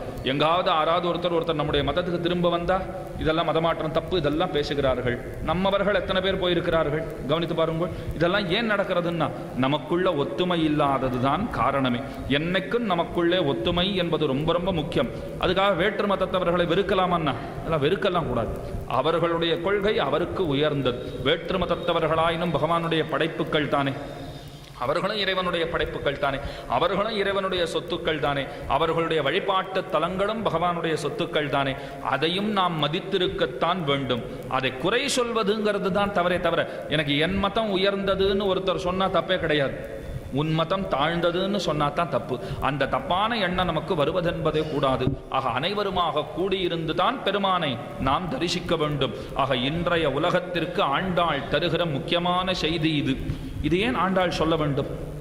வேற யாராவது சொல்லி இருக்கக்கூடாதா? ஏன் குலசேகர ஆழ்வார் சொல்லி இருக்கவில்லையா? ஈட்டம் கண்டிட குடுமி அது காணும் கண் பயனாவதேன்னு பாசுரம். ஆழ்வார் தெரிவிக்கிறார், ஸ்ரீரங்கத்துக்கு போக வேண்டும். பக்கத்தில் ஒருத்தர் கேட்டார், ஏன் ரங்கநாதனை சேவிக்கணுமான்னு கேட்டார். ஐயோ, ஸ்ரீரங்கத்துக்கு பகல் 10 ராப்பத்து 21 நாள் கொண்டாட்டம், போக வேண்டும். அரங்கனை தரிசிப்பதற்காக அல்ல, அரங்கனை சேவிக்க வருகின்ற அடியார் கூட்டத்தை தரிசிப்பதற்காக. இதுதான் ஒருத்தருடைய நோக்கமாகவே இருக்க வேண்டும். நம்முடைய ஆச்சாரியர்கள் எல்லாம் எப்படி இருப்பார்கள் தெரியுமா? பராசர பட்டர் காலத்திலே வாழ்ந்திருந்த ஆச்சாரியர்கள் எல்லாம் ஒரு வேஷ்டி உத்திரியம், இன்னைக்கு ஆரணியில உபன்யாசம், சரி பல பேர் வருவார்கள், ஒரு நல்ல வேஷ்டி நல்ல உத்திரியம் உடுத்தி கொண்டு வருகிறோம் பாருங்கள். அந்த மாதிரி 21 நாள் ஊரில் உற்சவம்னா எல்லாம் நல்ல வேஷ்டி உடுத்திக் கொள்ளுவார்கள், நல்ல உத்திரியம் இருக்கும், நல்ல சால்வை எல்லாம் அணிந்து கொள்ளுவார்கள். ஒரு நாளைக்கு உடுத்தி கொண்டது இன்னொரு நாள் உடுத்தி கொள்ளவே மாட்டார்கள். 21 நாளைக்கும் பளிச்சுன்னு போக வேண்டாமா பெருமானுக்கு முன்பே? காஞ்சி பிரதிபாத பயங்கர அண்ணங்கராச்சாரிய சுவாமி ரொம்ப அழகாக அருளி செய்வராம். எண்ணத்துக்காக பெருமானுக்கு முன்பு நம்மை நன்கு அலங்கரித்து கொண்டு போக வேண்டும். என்னைக்குமே சந்தோஷமாத்தான் கோயிலுக்கே போக வேண்டும். மனசுல 1000 கிளேசங்கள் இருந்தாலும் சில பேர் விளக்கேத்தச்சேவே நம்ம கண்ணில் ஜலம் வந்துடும். அத்தனை வருத்தம் அவர்கள் மூஞ்சியிலே தோய்ந்திருக்கும், முகத்திலே தோய்ந்திருக்கும். அந்த மாதிரி எல்லாம் கோயிலுக்கு போகவே கூடாது. எத்தனை வருத்தங்கள் இருந்தாலும் சிரித்த சிரிப்போடே புன்முறுவலோடு தான் கோயிலுக்கு போகவே வேண்டும். பகவான் இடத்துல நம்முடைய குறையெல்லாம் சொல்லி அழவே கூடாது, பெரிய தப்பு. நம்ம குறை அவருக்கு தெரியாதா? நமக்கு பிறப்பை கொடுத்தவர் அவர், நமக்கு தாய் தந்தையரை கொடுத்தவர் அவர், நமக்கு ஒரு பெயரை கொடுத்து ஒரு இருப்பை கொடுத்து எல்லாமே அவர் பண்ணி இருக்கிறது. ஆக சந்தோஷமாகத்தான் கோயிலுக்கு போகவே வேண்டும். எதையும் பிரார்த்திப்பது என்பதெல்லாம் கூடாது, பளிச்சுன்னு போக வேண்டும். இதுதான் காஞ்சி பிரதிபாத பயங்கர சுவாமி காட்டுகிறார். ஏன் அப்படி போகணும்னா, ஒரு கலெக்டர் ஆபீஸ்ல உத்தியோகம் பார்க்கிறவர் கலெக்டரோட ஒரு மாநாடு நடக்கிறதுன்னு சொன்னால் அந்த ட்ரெஸ் கோடெல்லாம் ரொம்ப ரொம்ப முக்கியம். அவர் கோட்டு சூட்டெல்லாம் போட்டிருக்க வேண்டும், டை அணிந்திருக்க வேண்டும், தலையை நன்கு அவர் சிங்காரித்திருக்க வேண்டும். தலையெல்லாம் அந்தந்த சமயத்தில் அவர் தலைமுடியெல்லாம் வெட்டி கொண்டு அழகாக காட்சி அளிக்க வேண்டும். காஞ்சி சுவாமி கேட்கிறார், ஒரு கலெக்டருக்கு முன்ன போகிறதுக்கே இவ்வளவு தூரத்துக்கு அலங்காரம் பண்ணிட்டு போகணும்னு சொன்னால் ராஜாதிராஜ சர்வேஷாம்னு இருக்கிற பெருமானுக்கு முன்னே எப்படி இருக்க வேண்டும்? வரை சந்தன குழம்பும் வான்கலனும் பட்டும் அதுக்கு மேலே மல்லிகையெல்லாம் நிறைத்து கொண்டு பளிச்சின்னு வேஷ்டி இருக்க வேண்டும், நல்ல 12 திருவெண்காப்புகள் இருக்க வேண்டும், திருமணித்தாவடங்கள் இருக்க வேண்டும். அப்படித்தான் பகவானுக்கு முன்னே போய் நிற்க வேண்டும். அப்படி இருந்தால்தான் அவருக்கு சந்தோஷம். அது இருக்கட்டும். பராசரப்பட்டர் காலத்தில் என்ன பண்ணுவார்களாம், இந்த வேஷ்டி இன்னைக்கு போய் திருநெடுந்தாண்டகம் ஸ்ரீரங்கத்திலே சேவித்து விட்டு வந்தார்கள் என்னால் அவர்கள் திருமாளிகையிலே வீட்டிலே ஒரு கொடியிலே அப்படியே போட்டு வைத்திருப்பார்கள். துவைக்கிறதுக்கெல்லாம் போடவே மாட்டாளாம். அன்னன்னைக்கு வேஷ்டி உடுத்தி கொண்டு வந்து அதை களைந்து ஒரு கொடியிலே போட்டு விடுவார்கள். 21 நாளைக்கு 21 ஜத வேஷ்டி உத்திரியும் கொடியிலே தொங்கும். இந்த உற்சவம் எல்லாம் முடிஞ்ச பிற்பாடு ஒரு 10 நாள் கழிச்சு பக்கத்தில் போய் ஒரு வஸ்திரமாக தடவி கொடுப்பார்களாம். என்னத்துக்கு தெரியுமா? இதுதானே நான் திருநெடுந்தாண்டகத்தன்னைக்கு உடுத்துட்டு போயிருந்தது. ஆக அன்னைய தினத்து இன்னும் தோய்க்காத்தினால அந்த உற்சவத்தினுடைய மனம் இன்னைக்கும் இந்த வஸ்திரத்திலே உண்டு என்ன அதனை அனுபவிப்பார்களாம். அந்த உற்சவங்களிலே எத்தனை ஈடுபாடு பாருங்க. ஏன் அப்படின்னு கேட்டா, ஐயோ எத்தனை பக்தர்கள் வந்திருந்தார்கள், எத்தனை பாகவதர்களோட இந்த வஸ்திரம் உராய்ந்தது, எத்தனை பாகவதர்கள் மேலே இந்த வஸ்திரம் பட்டது, அந்த பாக்யம் இந்த வஸ்திரத்துக்கு கிடைச்சிருக்கே என்ன கண்களிலும் தலையிலும் மஸ்தகத்திலுமாக ஒத்திக்கொண்டு அவ்வளவு தூரத்துக்கு குதூகலிப்பர்கள். இப்படித்தான் ஸ்ரீ வைஷ்ணவர்கள் இருக்க வேண்டும். ஆனா இன்னைக்கு நாம் எப்படி இருக்கோம் பாருங்க. ஒருத்தர் தெரியாதனமா பின்ன ஒரு 50 பேர் தள்ளுவார்கள். அதில் ஒருத்தர் நம்ம மேலே வந்து விழுவார். அவருக்குன்னு ஆசையை நம்ம பேரில் வந்து விழணும்னு உடனே பார்த்து வரக்கூடாதா? என்ன அவரிடத்துல கோப்பித்துக் கொள்ளுவோம். இதெல்லாம் ரொம்ப தப்பு. அவர் தெரியாமல் செய்திருந்தால் அதையும் மனசில் வச்சுக்கோங்க. உன்னை மேலே விழுந்தவாழ்லாம் மன்னிக்கணுங்கிற அவசியம் இல்லை. அவர் தெரியாமல் பண்ணி இருந்தார் என்ன, பின்னே 50 பேர் தள்ளினா ஒருத்தர் மேலே வந்து விழுறது இயற்கை தானே. அந்த மாதிரி சமயங்களில் சரி என்னமோ பாவம் பின்ன தள்ளினத்தினால வந்து விழுந்தார். ஆக பாகவதர்களை அனுசரித்துத்தான் என்றென்றைக்கும் நாம் நடந்து கொள்ள வேண்டும். பாகவத அபச்சாரம் என்பது மிக மிக கொடியது. அதுக்கு ஒருத்தர் அஞ்சத்தான் வேண்டும், அதுக்கு ஒருத்தர் பயப்படத்தான் வேண்டும். இதைத்தான் ஆண்டாள் நாச்சியார் தெரிவிக்கிறாள். நீங்கள் எல்லாரும் ஒத்துமையாக இருக்க வேண்டும். ஒத்துமையாக இருந்தால் தான் சமுதாயத்திலே பக்தி மார்க்கம் நன்கு வளரும். பக்தி மார்க்கம் வளர்ந்தால் தான் தவறுகள் எல்லாம் தடுக்கப்படும். தவறுகள் தடுக்கப்பட்டால் தான் கலியுகமே கிருதயுகம் போலே மின்னும். இதை நமக்கு சொல்லுகிறாள். இதை ஆண்டாள் நாச்சியார் எங்கிருந்து தெரிந்து கொண்டாள்? அதற்குத்தான் வராகப் பெருமாளுடைய சரித்திரத்தை நாம் தெரிந்து கொள்ள வேண்டும். பகவான் பல அவதாரங்களை நமக்கு செய்திருக்கிறார். என்னென்ன அவதாரங்கள்னா, நீங்கள் எல்லாம் சுப்பிரசித்தமா அறிந்திருக்கிற 10 அவதாரங்கள், தசாவதாரங்கள் என்று கொண்டாடுகிறோம். ஆனால் வாஸ்தவத்திலே அவர் 100கணக்கான அவதாரங்கள் செய்திருக்கிறார். அவதாரங்களுக்கு ஒரு எல்லையே கிடையாது. ஆனால் அதில் முக்கியமானவை 10. மீனோடு ஆமை, கேழல், அரிகுரலாய், முன்னுமிராமனாய், தானாய், பின்னுமிராமனாய், தாமோதரனுமாய், கற்கியுமானான்னு ஆழ்வாருடைய பாசுரம். அப்படி 10 அவதாரங்கள். அவதாரம் என்கிற வடமொழி சொல்லுக்கு மேலிருந்து கீழே இறங்கி வருதல்னு பொருள். இதெல்லாம் நீங்கள் மனசில் வைத்துக்கொள்ள வேண்டும். அவதாரம்னா என்ன அர்த்தம்னு யாராவது கேட்டா, பெருமாள் மேலேருந்து கீழே இறங்கி வந்தார், அதுதான் அவதாரம். மேலேருந்துனா வைகுண்டத்திலிருந்து வந்தார், திருப்பார்கடலிலிருந்து வந்தார். அது மட்டும் இல்லை, தன்னுடைய மேன்மை குணங்களை எல்லாம் மறைத்து வைத்து கொண்டு தாழ்ந்தவர்களான நம்மோடே கலந்தான். இதுதான் பெருமானுக்கு பெருமை. ஒரு குகனோட போய் பெருமாள் போய் பக்கத்தில் போய் உட்கார்ந்து கொள்ளவில்லையா? சக்கரவர்த்தி திருமகன் சாட்சாத்து ராமச்சந்திரமூர்த்தி, ஸ்ரீமன் நாராயணனுடைய அவதாரம், அயோத்திக்கு அரசன், இவ்வுலகத்துக்கெல்லாம் அரசன். ஆனால் குகன்கிறவர் ஒரு வேடன். அந்த வேடனுக்கு பக்கத்தில் போய் உட்கார்ந்துட்டு என்னப்பா சௌக்கியமானு விசாரிச்சார் பாருங்கோ. இதுதான் மேலிருந்து கீழே இறங்கி வருதல்னு அர்த்தம். ரொம்ப பெரிய ஒருத்தர் நம்ம தோளில் கை போட்டு பேசினா நமக்கு எவ்வளோ ஆனந்தம் ஏற்படும். அந்த காரியத்தை தான் பகவான் பண்ணி இருக்கிறார். அப்படி செய்திருக்கக்கூடிய அவதாரங்களிலே வராக அவதாரமும் ஒன்று. தஸ்ய யஜ்ஞ வராகஸ்ய விஷ்ணோர் அமித தேஜசா பிரணாமம் ஏப்பி குருவந்தி தேஷாமபி நமோ நமஹ. யமதர்மராஜன் ஒரு உயர்ந்த வார்த்தை சொல்லுகிறார். யமதர்மன்னாலே நமக்கெல்லாம் எத்தனை பயம் பாருங்க. யமதர்மனா, ஐயோ ரொம்ப தீயவராச்சே, அவரெல்லாம் நல்லவர் தான், அவருக்கு கொடுக்கப்பட்ட காரியத்தை அவர் பண்ணி கொண்டிருக்கிறார். நாம தீமைகள் எல்லாம் பண்ணினா நமக்கு அவர் தீயவர், நாம நல்லதெல்லாம் பண்ணினா நம்ம பக்கத்தில் அவர் வரவே போறதில்லை, அவருக்கு நமக்கு எந்த வேலையும் கிடையாது. இதையும் மேலே விளக்குகிறேன். ஆனால் யமதர்மராஜன்னா நாம என்ன ஒரு பிம்பத்தை ஏற்படுத்தியிருக்கோம்னா, அவர் ரொம்ப ரொம்ப கெட்டவர், தண்டனை எல்லாம் கொடுக்கிறவர். அவரெல்லாம் நல்லவர் தான், அவருக்கு கொடுக்கப்பட்ட காரியத்தை அவர் செய்து கொண்டிருக்கிறார். அந்த யமதர்மராஜன் சொல்லுகிறார், என்னை தீயவன் என்னோ என்னை விரோதி என்னோ நீங்களெல்லாம் நினைக்கவே வேண்டாம். நம்மை பார்த்து சொல்லுகிறார். உடனே நாம் என்ன சொன்னோம், சுவாமி நாங்கள் நிறைய பாவம்லாம் பண்ணியிருக்கோம், நீர் பாவம் உமக்கு கொடுக்கப்பட்ட வேலையைத்தான் செய்கிறீர், எங்களுக்கு தண்டனை கொடுக்கணும்னு ஒன்றும் உமக்கு ஆசை கிடையாது. ஆனால் நாங்கள் செய்திருக்கக்கூடிய தீவினைகளுக்கு தகுந்த தண்டனை அளிக்க வேண்டும் என்பது உமக்கு பரமாத்மா இட்டிருக்கிற கட்டளை. பீஷாஸ்மாத் வாதः பவதே பீஷோதேதி சூர்யா பீஷாஸ்மாத் அக்னிச்சேந்திரச்ச மிருத்யுர்தாவதி பஞ்சமைதி என்று உபனிஷத்து ஓதுகிறது. சமயத்துக்கு எல்லாருக்கும் மரணம் ஏன் வருதுன்னா, மரண தேவதைக்கு பகவானுடைய கட்டளை, நீ போய் அவர் உயிர் எடுத்துட்டு வான்னு. அவர் எடுக்கலைன்னு சொன்னால், இன்னைக்கு எத்தனை அமைச்சர் சரியா வேலை பண்ணலன்னா உடனே அமைச்சர் மாத்தம், அமைச்சரவை மாத்தம், இதெல்லாம் பார்க்கிறோம் பாருங்கள். ஆக மேலிடம் உடனே நடவடிக்கை எடுக்கிறதா? அந்த மாதிரி மேலிடம் சர்வேஸ்வரனான ஸ்ரீமன் நாராயணன் யமதர்மராஜனோ இல்லை சூரிய தேவனோ வேறு யாராவதோ சரியாக வேலை செய்யவில்லைன்னா பகவானுக்கு கோபம் வந்துடும், அவரிடத்துல கோபித்துக் கொள்ளுவான். ஆக பெருமானுக்கு கோபம் ஏற்படக்கூடாதுன்னா தன் வேலையை அவர் சரியா செய்யணும் இல்லையோ, அதைத்தான் அவர் செய்யறார். ஆனா யமதர்மராஜன் சொல்றார், நீங்க என்னிடத்துல பயப்பட வேண்டாம். நாம் என்ன சொன்னோம், எங்களுக்கு பயம்தான். ஏன் தெரியுமா, 1-2 பாவமா செய்திருக்கிறோம், கணக்கத்த பாபங்களை நாங்களும் செய்திருக்கிறோம், அதனால எங்களுக்கு ரொம்ப பயமா இருக்கு, நாங்கள் நடுங்கிக் கொண்டிருக்கிறோம். அப்பொழுது யமதர்மராஜன் மேலே சொல்றார், நீங்கள்லாம் ஏன் வராக பெருமாளை சேவிக்க கூடாது? என்ன சுவாமி, வராக பெருமாளை சேவிக்கிறதுக்கும் நாங்க பயப்படுறதுக்கும் என்ன சம்பந்தம்? மேலே சொன்னார், தஸ்ய யஜ்ஞ வராஹஸ்ய விஷ்ணோர் அமித தேஜசா பிரணாமம் ஏபி குர்வந்தி தேஷாமபி நமோ நமஹ. இது யமதர்மராஜனுடைய வாக்கு. அவரே சொல்றார், நீங்க போய் வராக பெருமாளை சேவித்தீர்களானால் என்கிட்ட நீங்க பயப்படவே வேண்டாம், உங்களிடத்திலே நான் பயப்படுகிறேன். அப்படியே மாறிட்டார் பாருங்க. சாதாரணமாக உலகத்துக்கே யமதர்மராஜா அவனிடத்துல பயம்.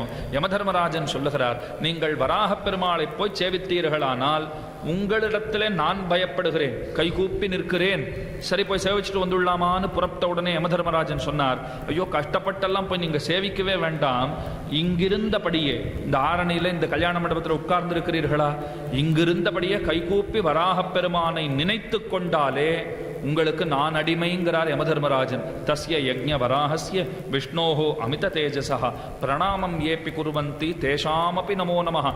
யார் யாரெல்லாம் வராக பெருமானை தொழுகிறார்களோ அவர்களை நான் தொழுகிறேன் என்பது யமதர்மராஜனுடைய திருவாக்கு. அப்போ எவ்வளோ சுலபமாக போச்சு பாருங்க. யமனுக்கோ நரகத்துக்கோ நாம் எல்லாம் பயப்படவே வேண்டாம். செய்ய வேண்டிய ஒரே காரியம் பகவானுக்கு பல்லாண்டு, வராகப் பெருமானுக்கு பல்லாண்டு என்று அவரை கொண்டாட வேண்டும். இந்த வராக அவதாரத்துக்கு என்ன சிறப்புன்னு விசாரித்தால், இந்த அவதாரத்திலே தான் பகவான் ஒரு உயர்ந்த உபதேசத்தை நமக்கு செய்திருக்கிறார். கொஞ்சம் சரித்திர பாகத்தையும் பார்ப்போம், இதிகாச புராணங்கள் காட்டுகிற விஷயங்களையும் காண்போம். ஹிரண்யாக்ஷன் என்கிற ஒரு அசுரன், அவன் பூமித்தாயை கவர்ந்து போய் எங்கோ சமுத்திரத்தின் அடியிலே ஒளித்து வைத்து விட்டான். பூமித்தாய் அல்லலுத்தாள். பூமித்தாயை காப்பாற்றுவதற்காக பகவான் ஒரு அவதாரத்தை எடுத்துக்கொண்டான். இதைத்தான் ஆண்டாள் நாச்சியார் தானும் ரொம்ப அழகாக வர்ணிக்கிறாள். பாசித்தூர்த்து கிடந்த பார்மகட்கு பண்டொரு நாள் மாசுடம்பில் நீர்வாரா மானமிலா பன்னியாம் என்று பாசுரம். பகவான் ஒரு வராகாவதாரத்தை எடுத்துக்கொண்டான். வராகாவதாரம்னு சொன்னால் இன்னைக்கு நாம உலகத்திலே பார்க்கிற பன்றியினுடைய உருவத்தை பெருமான் எடுத்துக்கொள்ளவே இல்லை. ஒற்றை கொம்புள்ள ஒரு உருவத்தை எடுத்துக்கொண்டான், கிட்டத்தட்ட காண்டாமிருகத்தினுடைய வடிவிலே என்று நாமும் கொள்ள வேண்டும். எனவே வராக அவதாரம்னா இன்னைக்கு லோகத்தில் பார்க்கிற பன்றி உருவம்னு நினைத்து கொள்ள வேண்டாம். ஒரு காண்டாமிருகத்தை போன்ற ஒரு உருவத்தை தானும் எடுத்துக்கொண்டான். அந்த உருவத்தை என்னத்துக்கு எடுத்துக்கணும்? இது ஒரு கேள்வி. பூமி பிராட்டியை காப்பாற்றணும்னு சொன்னால் பகவானுக்கு அவதாரம் பண்ணித்தான் காப்பாற்ற வேண்டும் என்கிற நிர்பந்தம் கிடையாது. ஏன்னா அவர் சர்வசக்திமான், சர்வசக்தி யுக்தர். இருந்த இடத்துல இருந்து எல்லா காரியத்தையும் சாதித்துக்கிற சாமர்த்தியம் அவருக்கு உண்டு. வைகுண்டத்தில் உட்கார்ந்து கொண்டு பூமி தாய் காப்பாற்றப்படட்டும் இவ்வளவு சொன்னாலே பூமி பிராட்டி காப்பாற்றப்பட்டு விடுவாள். அப்படி இருக்க என்னத்துக்காக அவதாரம் பண்ணணும்னா பகவானுடைய உயர்ந்த நோக்கம் அதனுள்ளே ஒளிந்திருக்கிறது. பூமி பிராட்டி மூலமாக நமக்கெல்லாம் என்னமோ ஒரு செய்தி சொல்ல வேண்டும்னு பெருமாள் ஆசைப்பட்டார். அதுக்காகத்தான் அந்த உருவத்தையே எடுத்துக்கொண்டார். ரொம்ப ஆச்சரியமான அவதாரம். நமஸ்தேஸ்து வராகாய லீலையோத்தரத்தை மகிம் குரமத்தியகதோ யஸ்ய மேருஹு கணகணாயத்தே. ரொம்ப உயர்ந்தவனான அவதாரத்தை பகவான் செய்தான். பன்றி உருவத்தை கொண்டான். கோரப்பல் ஒன்னே ஒன்று இருந்தது. பெருமான் பூமியை இடந்தெடுக்கத்தானும் புறப்பட்டான். என்னத்துக்கு அப்படி ஒரு பன்றி உருவம் எடுத்துக்கணும்னா, இந்த பூமி ஏற்கனவே போய் சமுத்திரத்திலே போய் மூழ்கி இருக்கிறாள். சமுத்திரம்னா கொஞ்சம் சேரும் சகதியுமா தானே இருக்கும். பாசி தூர்த்து கிடந்த பார்மகட்கு ரொம்ப நாளாக பாசி படிஞ்சு போச்சுன்னு சொல்கிறோம் பாருங்க. குளத்துல கூட இறங்கச்சே நாமெல்லாம் என்ன பண்ணுவோம், ரொம்ப ஜாக்கிரதையாக இறங்குவோம். அதுவும் கடைசி படி அது இறங்குற சமயத்தில் ரொம்பவே பக்குவமாக இறங்க வேண்டும். என்னென்னா தண்ணீர் பட்டு பட்டு பாசி தூர்த்து கிடக்கும். அதில் காலை வச்சா சரையல்னு வழுக்கி கீழே விழுந்துருவோம். ஆக ரொம்ப ஜாக்கிரதையாகத்தான் இறங்கி கை கால்களை சோதித்து கொள்ளுவோம். அந்த மாதிரி பூமி பிராட்டி பிரளயார்ணவ மக்னையாய் அல்லது சமுத்திரத்துக்குள்ளே மூழ்கினவளாய் ரொம்ப காலமா உள்ளேயே இருந்து பாசி பிடிச்சு போச்சான். ஆக அந்த இடத்துல போய் அவளை காப்பாற்றணும்னு சொன்னால் சேற்று பகுதிக்கு கால் வாங்காத ஒரு உருவம் தானே தேவை. இந்த பன்னி நீங்க பார்த்தீங்கன்னா கஷ்டமே படாது. சேர சகதியமா இருக்கிற இடத்துல கூட ரொம்ப லாபகமா நடந்து போகும், உருண்டு பெறலும், அதுக்கு ஏற்றதாவே இருக்கும் அந்த இடம். பெருமான் பார்த்தார், பூமி பிராட்டியை காப்பாற்றணும்னு சொன்னால் அதற்கேற்ற ஒரு உருவத்தை தான் நாமும் எடுத்துக்கொள்ள வேண்டும் என்று வராகாவதாரம் எடுத்தான். ஹிரண்யாக்ஷன் என்கிற அசுரனை முடித்தான். பூமி பிராட்டியை இடந்தெடுத்து மேலே வந்தான். அந்த சமயத்தில் பூமி பிராட்டி கைகூப்பி பிரார்த்திக்கிறாள். இது நீங்கள் நன்னா மனசில் வைத்துக் கொள்ள வேண்டும். என்னன்னா அந்த இன்னும் 2 நாள்ல நாளன்னிலிருந்து மார்கழி மாதம் ஆரம்பம். ஆண்டாளுக்கென்னே இருக்கக்கூடிய மாதம், திருப்பாவைக்காகவே இருக்கக்கூடிய மாதம். ஆண்டாள் ஏன் திருப்பாவை பாடினாள்? அதுக்கு இந்த சரித்திரம் தான் மூலமே அடியேன் சொல்வதை. ஆகவே நன்கு கவனித்துக் கொள்ள வேண்டும். பிராட்டி கைகூப்பி பெருமானிடத்திலே பிரார்த்திக்கிறாள். அகம் சிஷ்யாச்ச தாசீச்ச பக்தாச்ச த்வயி மாதவ மத்கிருதே சர்வபூதானாம் லகூபாயம் வத பிரபோ. பெருமானே, ரொம்ப உயர்ந்த காரியம் பண்ணி இருக்கிறீர். ஏதோ சமுத்திரத்தின் அடியிலே போய் நான் கஷ்டப்பட்டு கொண்டிருந்தேன்.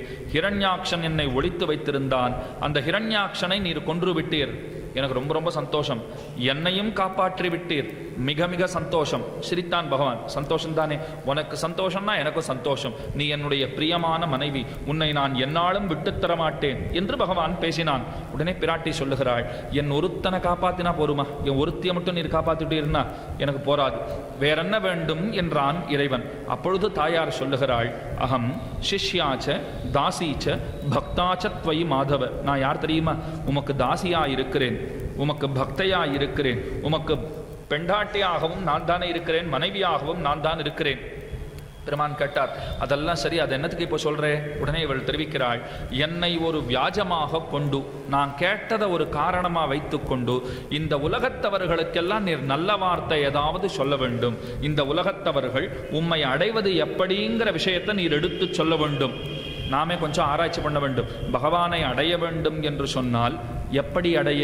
அதுக்குன்னு ஏதாவது உபாயங்கள் உண்டா? உபாயம்னா வழின்னு அர்த்தம். என்னென்ன வழிகள் உண்டு, எப்படி எப்படி நாம் செய்ய வேண்டும், இதெல்லாம் கொஞ்சம் யோசித்து பார்த்தால் சாத்திரங்கள் காட்டுகின்ற வழிகள் அனைத்தும் மிக மிக கடினமானவை. நம்மாலே அனுஷ்டிக்கவே முடியாது. ஒரு பக்தி யோகம்னு எடுத்துக்கொண்டால், பக்தி யோகத்தை நாம் எப்படி பண்ணணும் தெரியுமா? சதா சர்வ காலமும் பகவானையே நினைத்திருக்க வேண்டும். இந்த மாதிரி ஏதாவது ஒரு ஆசனத்திலே அமர்ந்து கொள்ள வேண்டும். பத்மாசனத்திலே அமர்ந்து கொள்ளுகை சாலச் சிறந்தது. இன்னைக்கு யோகாசனம் எல்லாம் எவ்வளவு தூரத்துக்கு இம்பார்ட்டன்ஸ், முக்கியத்துவம் பெற்று விட்டது பாருங்கள். இந்த யோகாசனம் பண்ணுங்க, அந்த ஆசனம் பண்ணுங்க, இதெல்லாம் சொல்லிக் கொடுக்கிறார்களே. ஆக பத்மாசனத்திலே இருந்து மனதை ஒருமுகப்படுத்தி, அங்கேயே போச்சு அங்கேயே கீழே விழுந்து விட்டோம். மனதை ஒருமுகப்படுத்துறதுங்கிறது அவ்வளவு சுலபமான காரியமா இருக்கா? மனசு இங்கும் அங்கும் பறக்கக்கூடிய தன்மையிலே தானே இருக்கிறது. இந்த ஹாலுக்குள்ளே இந்த கல்யாண மண்டபத்தில் இருந்தா கூட இந்த சரீரம் தான் இங்க இருக்கே தவிர இந்த மனசு வெளியில எவ்வளோ இடத்துக்கெல்லாம் சுத்தி போயிட்டு வந்துடுறது பாருங்க. காத்தாலேருந்து இருக்கிறீர்கள், காத்தால 9 மணிக்கே வந்தாச்சு, சாயங்காலம் 5:30 மணி வரைக்கும் இங்கே தான் சொன்னா கூட நீங்க தான் இங்கே இருக்கீங்களே தவிர உங்க மனசு அப்பப்போ இந்த மேடையை பார்க்கும், அப்பப்போ மேடையில் இருக்கிற உபன்யாசகரை பார்க்கும். அது 1 மணிக்கால உபன்யாசத்துக்கு ஒரு 5 நிமிஷம் பார்த்தா அதிகம். மீதி நேரமெல்லாம் இந்த மனசு எங்கே இருக்குன்னு சொன்னால் ஐயோ வீட்டு நலனில் இருக்கும், இல்லை தப்பான எண்ணங்கள் இருக்கும், இல்லை ஏதோ குடும்பத்தினுடைய விஷயங்கள், எத்தனையோ சர்ச்சைகள், எத்தனையோ விஷயங்கள், மனசு எங்கெங்கோ சுற்றி போயிட்டு கடைசியில் வந்து இந்த இடத்துல நிற்கிற சமயத்தில் உபன்யாசம் முடிஞ்சு போயிடும். அந்த மாதிரி தான் நடந்து கொண்டு இருக்கிறது. ஆக மனசை ஒருமுகப்படுத்துவதுங்கிறது அவ்வளோ சுலபமான கலை அல்ல. அதுக்கு ரொம்ப மெனக்கிட வேண்டும். மனசை ஒருமுகப்படுத்தணும், ஏதாவது ஒரு ஆசனத்தில் அமர்ந்திருக்கணும். இடைவிடாத பகவானுடைய நினைவு ரொம்ப ரொம்ப முக்கியம். இடைவிடாத நினைவா, ஒரு நாளைக்கு அவர் பேரை 2 தடவை சொல்றதுக்கே பல நாள் மறந்து போய் விடுகிறோம், நமக்கு ஞாபகம் வர மாட்டேன் என்கிறது. அப்படி என்றால் நாம் அனைவரும் பகவானை இழக்க வேண்டியதுதானா? இது நாம நியாயமா கேட்டிருக்கணும். பெருமாள் இடத்துல எங்களுக்கு பயமா இருக்கு, எங்களை காப்பாத்துன்னு கேட்டிருக்கணும். கேட்கணுங்கிறது கூட நமக்கு தெரியல. இதைத்தான் பிள்ளலோகாச்சாரியருங்கிற ஆச்சாரியர் ரொம்ப அழகா சொல்லுகிறார். சம்சாரிகள் தங்களையும் மறந்து ஈஸ்வரனையும் மறந்து ஈஸ்வர கைங்கரியத்தையும் இழந்தோம் என்கிற இழவு மின்னிக்கே. உங்க கையில ஒரு 1000 ரூபாய் இருந்தது, 1000 ரூபாயினுடைய மதிப்பு உங்களுக்கு தெரியவே இல்லை. உங்ககிட்ட 1000 ரூபாய் இருந்தது, அந்த 1000 ரூபாய் தொலைஞ்சு போச்சு. அதுக்கப்புறமும் சிரித்தீர்கள். நான் கேட்டேன், ஐயோ 1000 ரூபாயோட மதிப்பும் உங்களுக்கு தெரியல, 1000 ரூபாய் தொலைஞ்சு போனதுக்கு ஒரு வருத்தம் கூட உங்ககிட்ட இல்லையே. 1000 ரூபாங்கிறது ரொம்ப சின்ன விஷயமா இருக்கலாம். சரி, 1,00,000 ரூபாய் தொலைஞ்சா கூட ஒருத்தர் வருத்தமே படலைன்னா பிள்ளலோகாச்சார் தெரிவிக்கிறார். அந்த மாதிரி தான் நீ பகவானை தொலைச்சிட்டு வருத்தப்படாம இருக்கே. இப்போ 1,00,000 ரூபாய் தொலைக்கிறதும் பகவானை தொலைக்கிறதும் ஒன்றும் இல்லை. இதுக்கும் அதுக்கும் ஏணி வச்சாலும் எட்டாது. ஆக பெருமானை தொலைத்து பெருமானிடத்தில் செய்ய வேண்டிய தொண்டினையும் இழந்து, இது இழந்தது கூட பெரிய விஷயம் இல்லை, இழந்துட்டேன்னு உனக்கு அழக்கூட தெரியலையேன்னு கேட்குறாரு. நம்ம பார்த்து தொலைச்சிட்டதுக்காக வருத்தமாவது பட வேண்டாமா? ஒரு குழந்தை பரீட்சையில் போய் ஃபெயிலாக எடுத்துன்னா கூட பரவாயில்ல, ஃபெயில் ஆன அப்புறம் அப்பாடா நான் ஃபெயில் ஆகிட்டேன், இப்போ விளையாட்டு வரேன்னு கிளம்பினா அம்மா அப்பாக்கும் ஒருமை வராத? ஏற்கனவே சரியா படிக்காத நீ தேர்ச்சி பெறாமல் வீட்டிலே இருக்கிறாய், ஐயோ தோத்து போயிட்டோமே, இந்த மாதிரி நாம ஃபெயில் ஆகிட்டோமேங்கிற வருத்தம் கூட உனக்கு இல்லை. நீ என்னமோ மட்டையும் பந்தும் எடுத்துட்டு விளையாடுறதுக்கு போறியே என்ன கோபித்துக் கொள்ளுவோமே. அந்த மாதிரி பிள்ளலோகாச்சார் தெரிவிக்கிறார். நீ உன்னை மறந்தாய், பகவானை மறந்தாய், ஈஸ்வர கைங்கரியத்தை இழந்தாய். இதெல்லாம் இழந்துட்டோங்கிற அந்த எண்ணம் கூட உனக்கு ஏற்படலையே, இப்படி கூட நீ இருப்பியோ என்று நம்மை பார்த்து சொல்லுகிறார். அந்த மாதிரி நிலைமையிலே தான் நாம் அனைவரும் இருக்கிறோம். ஆக நாம் பகவானை அடைவது எப்படி? இது நாமே கேட்டிருக்கணும். ஆனால் பூமி பிராட்டி வராக பெருமானிடத்திலே தானே கேட்கிறாள், இந்த ஜனங்களுக்கெல்லாம் ஏதாவது நல்லது சொல்லு. அப்ப பெருமாள் தெரிவிக்கிறார், என் பெயர் பாடினால் என்னை அடையலாம். சுலபமான வழி அவர் காட்டி கொடுக்கிறார். ரொம்ப சுலபமான வழி என்ன தெரியுமா? எப்பொழுதும் பகவானுடைய திருநாமங்களை பாடுகை. அதுக்கு இருக்கிற ஏத்தம் எதுக்கும் கிடையவே கிடையாது. கலவு நாம சங்கீர்த்தனம்னு சொல்லுவார்கள். ஆரம்பத்தில் கலிகாலம் ரொம்ப கெட்டது, கலிகாலம் ரொம்ப மோசமானது, அதெல்லாம் உண்மையே கிடையாது. ஏன் தெரியுமா? கலிகாலம்தான் பகவானை சுலபத்திலே நமக்கு தரவல்லது. நீங்கள் கிருத்தயுகத்திலே பெருமானை அடையணும்னு சொன்னால் பல்லாயிரக்கணக்கான ஆண்டுகள் தபசு பண்ண வேண்டும். திரேதாயுகத்திலோ அல்லது துவாபர யுகத்திலோ அடையணும்னு சொன்னா அந்த காலங்கள்லையும் ரொம்ப சிரமப்பட்டுத்தான் பகவானை அடைய வேண்டும். ஆனால் கலிகாலத்தில் எப்படி தெரியுமா? கலவு நாம சங்கீர்த்தனம், பெருமானுடைய திருநாமத்தை பக்தியோட உச்சரித்தால் யாரும் பரமனை அடையலாம். எவ்வளவு சுலபமா போச்சு பாருங்க. ஆக கலிகாலம்தான் பகவானை அடைவதற்கு மிக மிக சுலபமானது. அதைத்தான் வராக பெருமாள் பூமி பிராட்டிக்கு தானும் உபதேசிக்கிறான். ஸ்திதே மனசி சுஸ்வஸ்தே ஷரீரே சத்யோனரஹ தாது சாம்யே ஸ்திதே ஸ்மர்த்தா விஸ்வரூபஞ்ச மாமஜம் ததஸ்தம் ரியமானந்து காஷ்டபாஷாண சந்நிபம் அகம் ஸ்மராமி மத்பக்தம் நயாமி பரமாம் கதிம் என்பது சரமஸ்லோகம். சரமஸ்லோகம்னு சொன்னால் பகவான் நமக்காக திருவாய் மலர்ந்தருளி இருக்கக்கூடிய மிகச்சிறந்த வழி. அவனை அடையறதுக்கு என்ன வழிங்கிறத அவரே காண்பித்து கொடுத்திருக்கிறார். அவர் என்ன சொன்னார்னு தெரிஞ்சுக்கிறதுக்கு முன்னே சாஸ்திரம் என்ன சொல்றதுன்னு கொஞ்சம் தெரிந்து கொள்ள வேண்டும். சாத்திரம் கொஞ்சம் யோசித்து பார்த்தது. யார் யாரெல்லாம் பகவானை அடைய முடியும் கடைசியிலே சொல்லித்து, எவனொருத்தன் தன் பிராணன் போகிற தருவாயிலும் பகவானை நினைக்கிறானோ அவன் இறைவனை அடைகிறான். இதை நன்னா மனசுல வச்சுக்கோங்க. பிராணன் போகிற பொழுது பகவானை நினைக்க வேண்டும். பெரியாழ்வார் பாடினார், அது என்ன பிராணன் போற பொழுது நமக்கு பகவானுடைய நினைவு தான் வந்துடுமா? இல்லை நாம நினைக்கிறபடிக்கு நம்ம குடும்பம் தான் விட்டுடுமா? குடும்பம் ஏன் விடாதுன்னா, ஐயோ பிராணம் போகிறது எங்கெங்கே என்னென்ன சொத்தெல்லாம் இவர் வாங்கி வச்சிருக்கார், எந்தெந்த இடத்துல நிலப்புலம்லாம் வாங்கி வச்சிருக்கார், இன்னும் அதெல்லாம் ஒன்றும் நம்ம பேரில் எழுதியே கொடுக்கவில்லை. பசங்களுக்கெல்லாம் அந்த வருத்தம், அப்பா இத்தனை வருஷம் இருந்தும் ஒன்றும் பிரயோஜனம் கிடையாது, இன்னும் நம்ம பேருக்கு எந்த சொத்தையும் எழுதியே வைக்கவில்லை. அவர் கை நடுங்கின்னு இருக்கு. உடனே இந்த ஒரு பெரிய பிள்ளை சொன்னார் தம்பியை பார்த்து, தம்பி நீ சீக்கிரமாக போய் அதுக்குன்னு இருக்கிற என்னென்னமோ சாதனம் எல்லாம் உண்டு அதெல்லாம் கொண்டு வா, அப்பாவினுடைய கை பதிந்து கொள்ள வேண்டும். இன்னும் 2 நிமிஷத்தில் போயிடுவார் போல் இருக்கு. அதுக்குள்ள அவர் சொத்தெல்லாம் வாங்க வேண்டும். பெரியாழ்வார் பார்த்தார், ஐயோ பிராணன் போகிறது அப்பா கோவிந்தான்னு சொல்லுன்னு உனக்கு தோணலையே? அப்பா கோவிந்தான்னு சொல்லு, உனக்கு நல்ல கதி கிடைக்கட்டும், பெருமாள் திருநாமத்தை சொல்லு. அது எந்த பிள்ளைக்கும் தோணாது. பிள்ளை என்ன யோசிப்பார்? ஐயோ சொத்தெல்லாம் இன்னும் பேர் எழுதி வச்சுக்காத போட்டோமே, ஐயோ ஒரு வீடு 4 பிள்ளைகள், நாளை குடும்ப சண்டைலாம் வருமே, இன்னைக்கே பிரிச்சுக்க வேண்டாமா என்ன? அவர் அதுக்கெல்லாம் ரொம்ப கூச்சல் போடுவார், சத்தம் போடுவார். ஆக எல்லாரும் வந்து சோர்வினால் பொருள் வைத்ததுண்டாகில் சொல்லு சொல்லு என்று சுத்தம் இருந்து, பெரியாழ்வார் பாருங்க நேரே பார்த்து அப்படியே வர்ணனை பண்றா போல சொல்றார். சோர்வினால் பொருள் வைத்ததுண்டாகில், சீக்கிரம் சொல்லு அப்பா, பிராணம் போகிறது, நீ சீக்கிரம் சொல்லு, எங்க என்னென்ன வச்சிருக்க? அப்பா ரொம்ப தெளிவாக தான் இருந்தார். அவர் சொன்னார், எங்கேயும் எந்த சொத்து பொத்தெல்லாம் நான் வாங்கியே வைக்கல, பக்கத்து வீட்டு கிருஷ்ணசுவாமிக்கு ஒரு 5000 கொடுக்கணும், எதிர்த்த தெருவில் இருக்கிற ராமசுவாமிக்கு ஒரு 10,000 கொடுக்கணும். பார்த்தார் பிள்ளை, ஐயோ அப்பா வயசாக என்னமோ வளரின்னு இருக்கார், இதெல்லாம் பெருசாக எடுத்துக்கூடாதுன்னு விட்டார். ஓஹோ, சொத்து பத்தெல்லாம் வாங்கி வச்சிருந்தா அவர் தெளிவாக பேசுகிறார். யாருக்காவது கடன் கொடுக்கணும்னு சொன்னால் அவர் தெளிவாக இல்லை, அவருக்கு வயசாக எடுத்து என்னமோ உளறுகிறார். இதை பார்த்து பெரியாழ்வார் சொல்கிறார், இந்த மாதிரியெல்லாம் காலத்தை நீங்கள் வீணடிக்கிறீர்களே, பகவானுடைய திருநாமத்தை சொல்லியன்னோ பொழுதை போக்க வேண்டும். ஆக கடைசி காலத்திலே பிராணன் போகிற பொழுது இதை சாஸ்திரம் அந்திம ஸ்மிருதின்னு சொல்லும். அதை ஞாபகம் வைத்துக் கொள்ள வேண்டும். ஒருத்தன் பக்தி யோகத்திலே நிலை நின்னவன்னு சொன்னால் பிராணன் போகிற பொழுது அந்திம ஸ்மிருதி ரொம்ப ரொம்ப முக்கியம். கோவிந்தான்னு சொல்லி உயிரை விட வேண்டும். வடதேசத்திலே கபீர்தாசர் ரொம்ப அழகா பாடினார். கபீர்தாசர்னு பெரிய புலவர். அவர் தெரிவிக்கிறார், கரோ குச்சு கரும ஏசா பையா. நம்ம எல்லாம் பார்த்து சொல்றார், நம்ம பார்த்து அவர் சொல்ற வார்த்தை கரோ குச்சு கரும ஏசா பையா. கர்மன்னு சொன்னா செய்கைகள். இந்த மாதிரியான செய்கையெல்லாம் பண்ணு. எந்த மாதிரி செய்கைன்னா, ஜப் பிராண நிக்கலே தப் ஹசத்தே ஹுயே நிக்கலே. பிராணன் போகிற பொழுது சிரித்து கொண்டே உயிரை விட வேண்டும். அப்படி எப்படி சிரிச்சுண்டே விட முடியும்னு சொன்னா, வாழும் காலத்திலே நம்முடைய செய்வினைகள் அந்த மாதிரி இருந்தா போகிற பொழுது பிராணன் சிரிச்சுண்டே போகும்.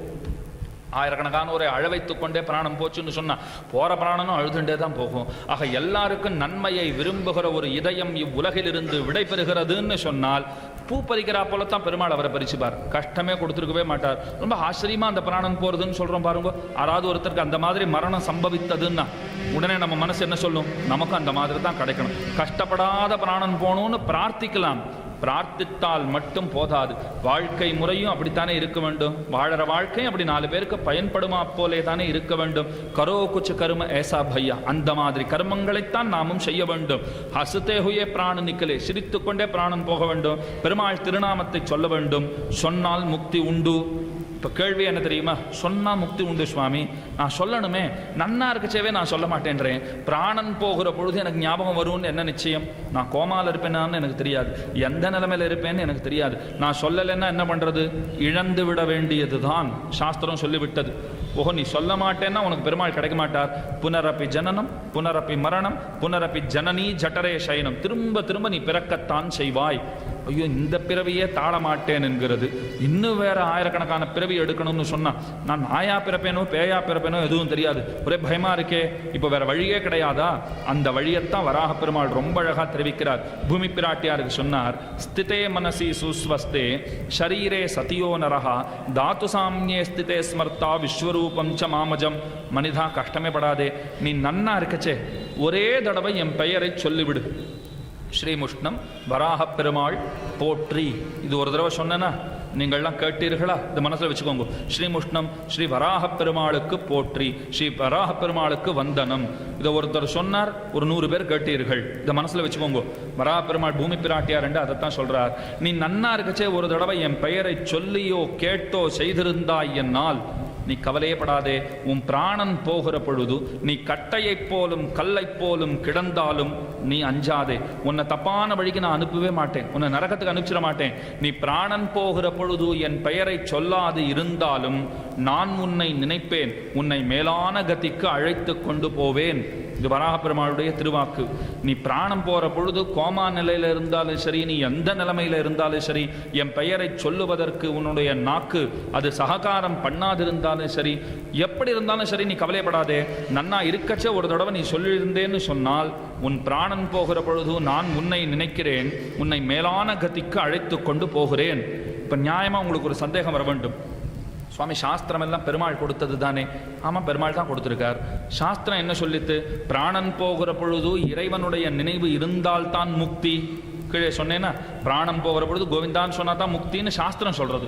இப்போ பெருமாள் என்ன சொல்றார்? பிராணன் போகிற பொழுது இறைவனுடைய நினைவு இல்லாதிருந்தாலும் உனக்கு நான் மேலான கதியை தருகிறேன்.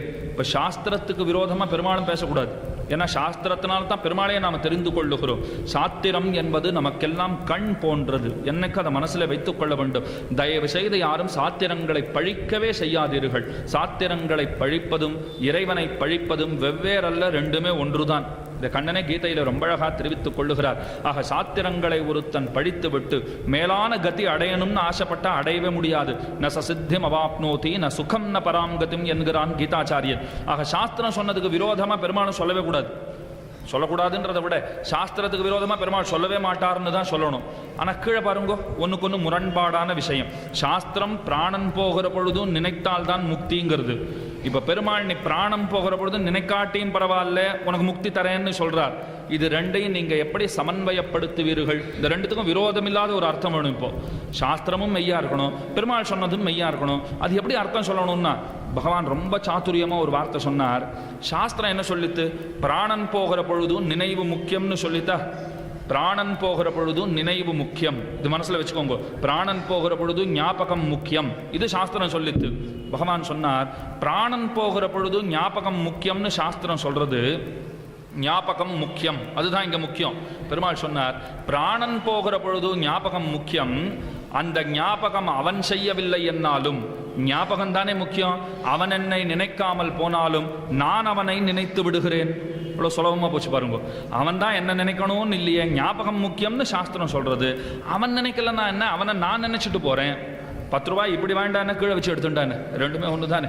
ஆக எப்படி இருந்தாலும் ஞாபகம் முக்கியம். நான் அவனை நினைக்கிறேன். இதைத்தான் வில்லிபுத்தூரார் ரொம்ப அழகாக பாடுகிறார் தம்முடைய மகாபாரதத்திலே.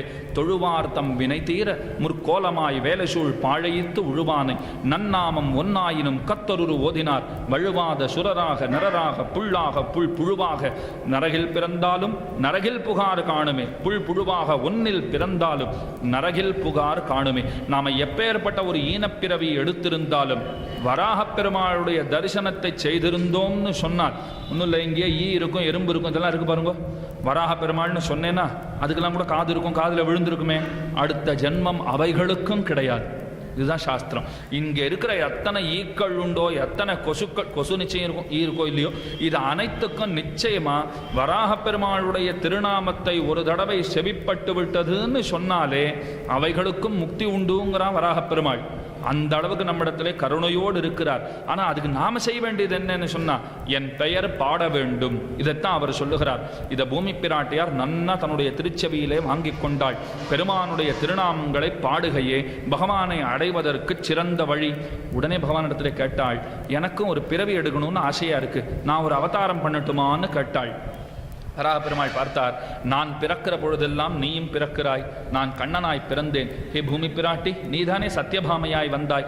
நான் பிறக்கிறச்செல்லாம் நீயும் பிறப்பாய். நீ இன்னமும் தனியாக ஒரு அவதாரம் பண்ணணுன்றியே, எதுக்காக? அப்போ பூமி பிராட்டி சொல்லுகிறாள், பாடினா உம்மை அடையலான்னு நீர் சொன்னீரா? நீர் என்கிட்ட சொல்லிட்டீர், நான் தானே போய் என் குழந்தைகளுக்கெல்லாம் சொல்லணும். நமக்கெல்லாம் அப்படி தெரியும். பூமி பிராட்டியின் இடத்திலே பகவான் சொன்னார், பாடினால் என்னை அடையலாம்னு அவர் அங்கே சொல்லிவிட்டார். அவளுக்கு அவர் சொன்னது நமக்கெல்லாம் எப்படி தெரியும்? பூமி பிராட்டி சொன்னாள், நான் ஒரு அவதாரம் எடுத்து இந்த உலகத்திலே இருக்கிறவர்களுக்கெல்லாம் இந்த செய்தியை கொண்டு சேர்க்க விரும்புகிறேன். சரி ஆகட்டும், ததாஸ்தூன்னார் பெருமாள். வந்து பிறந்தாள் ஆண்டாள் நாச்சியாராக. திருப்பாவை பாடி கொடுத்தாள்.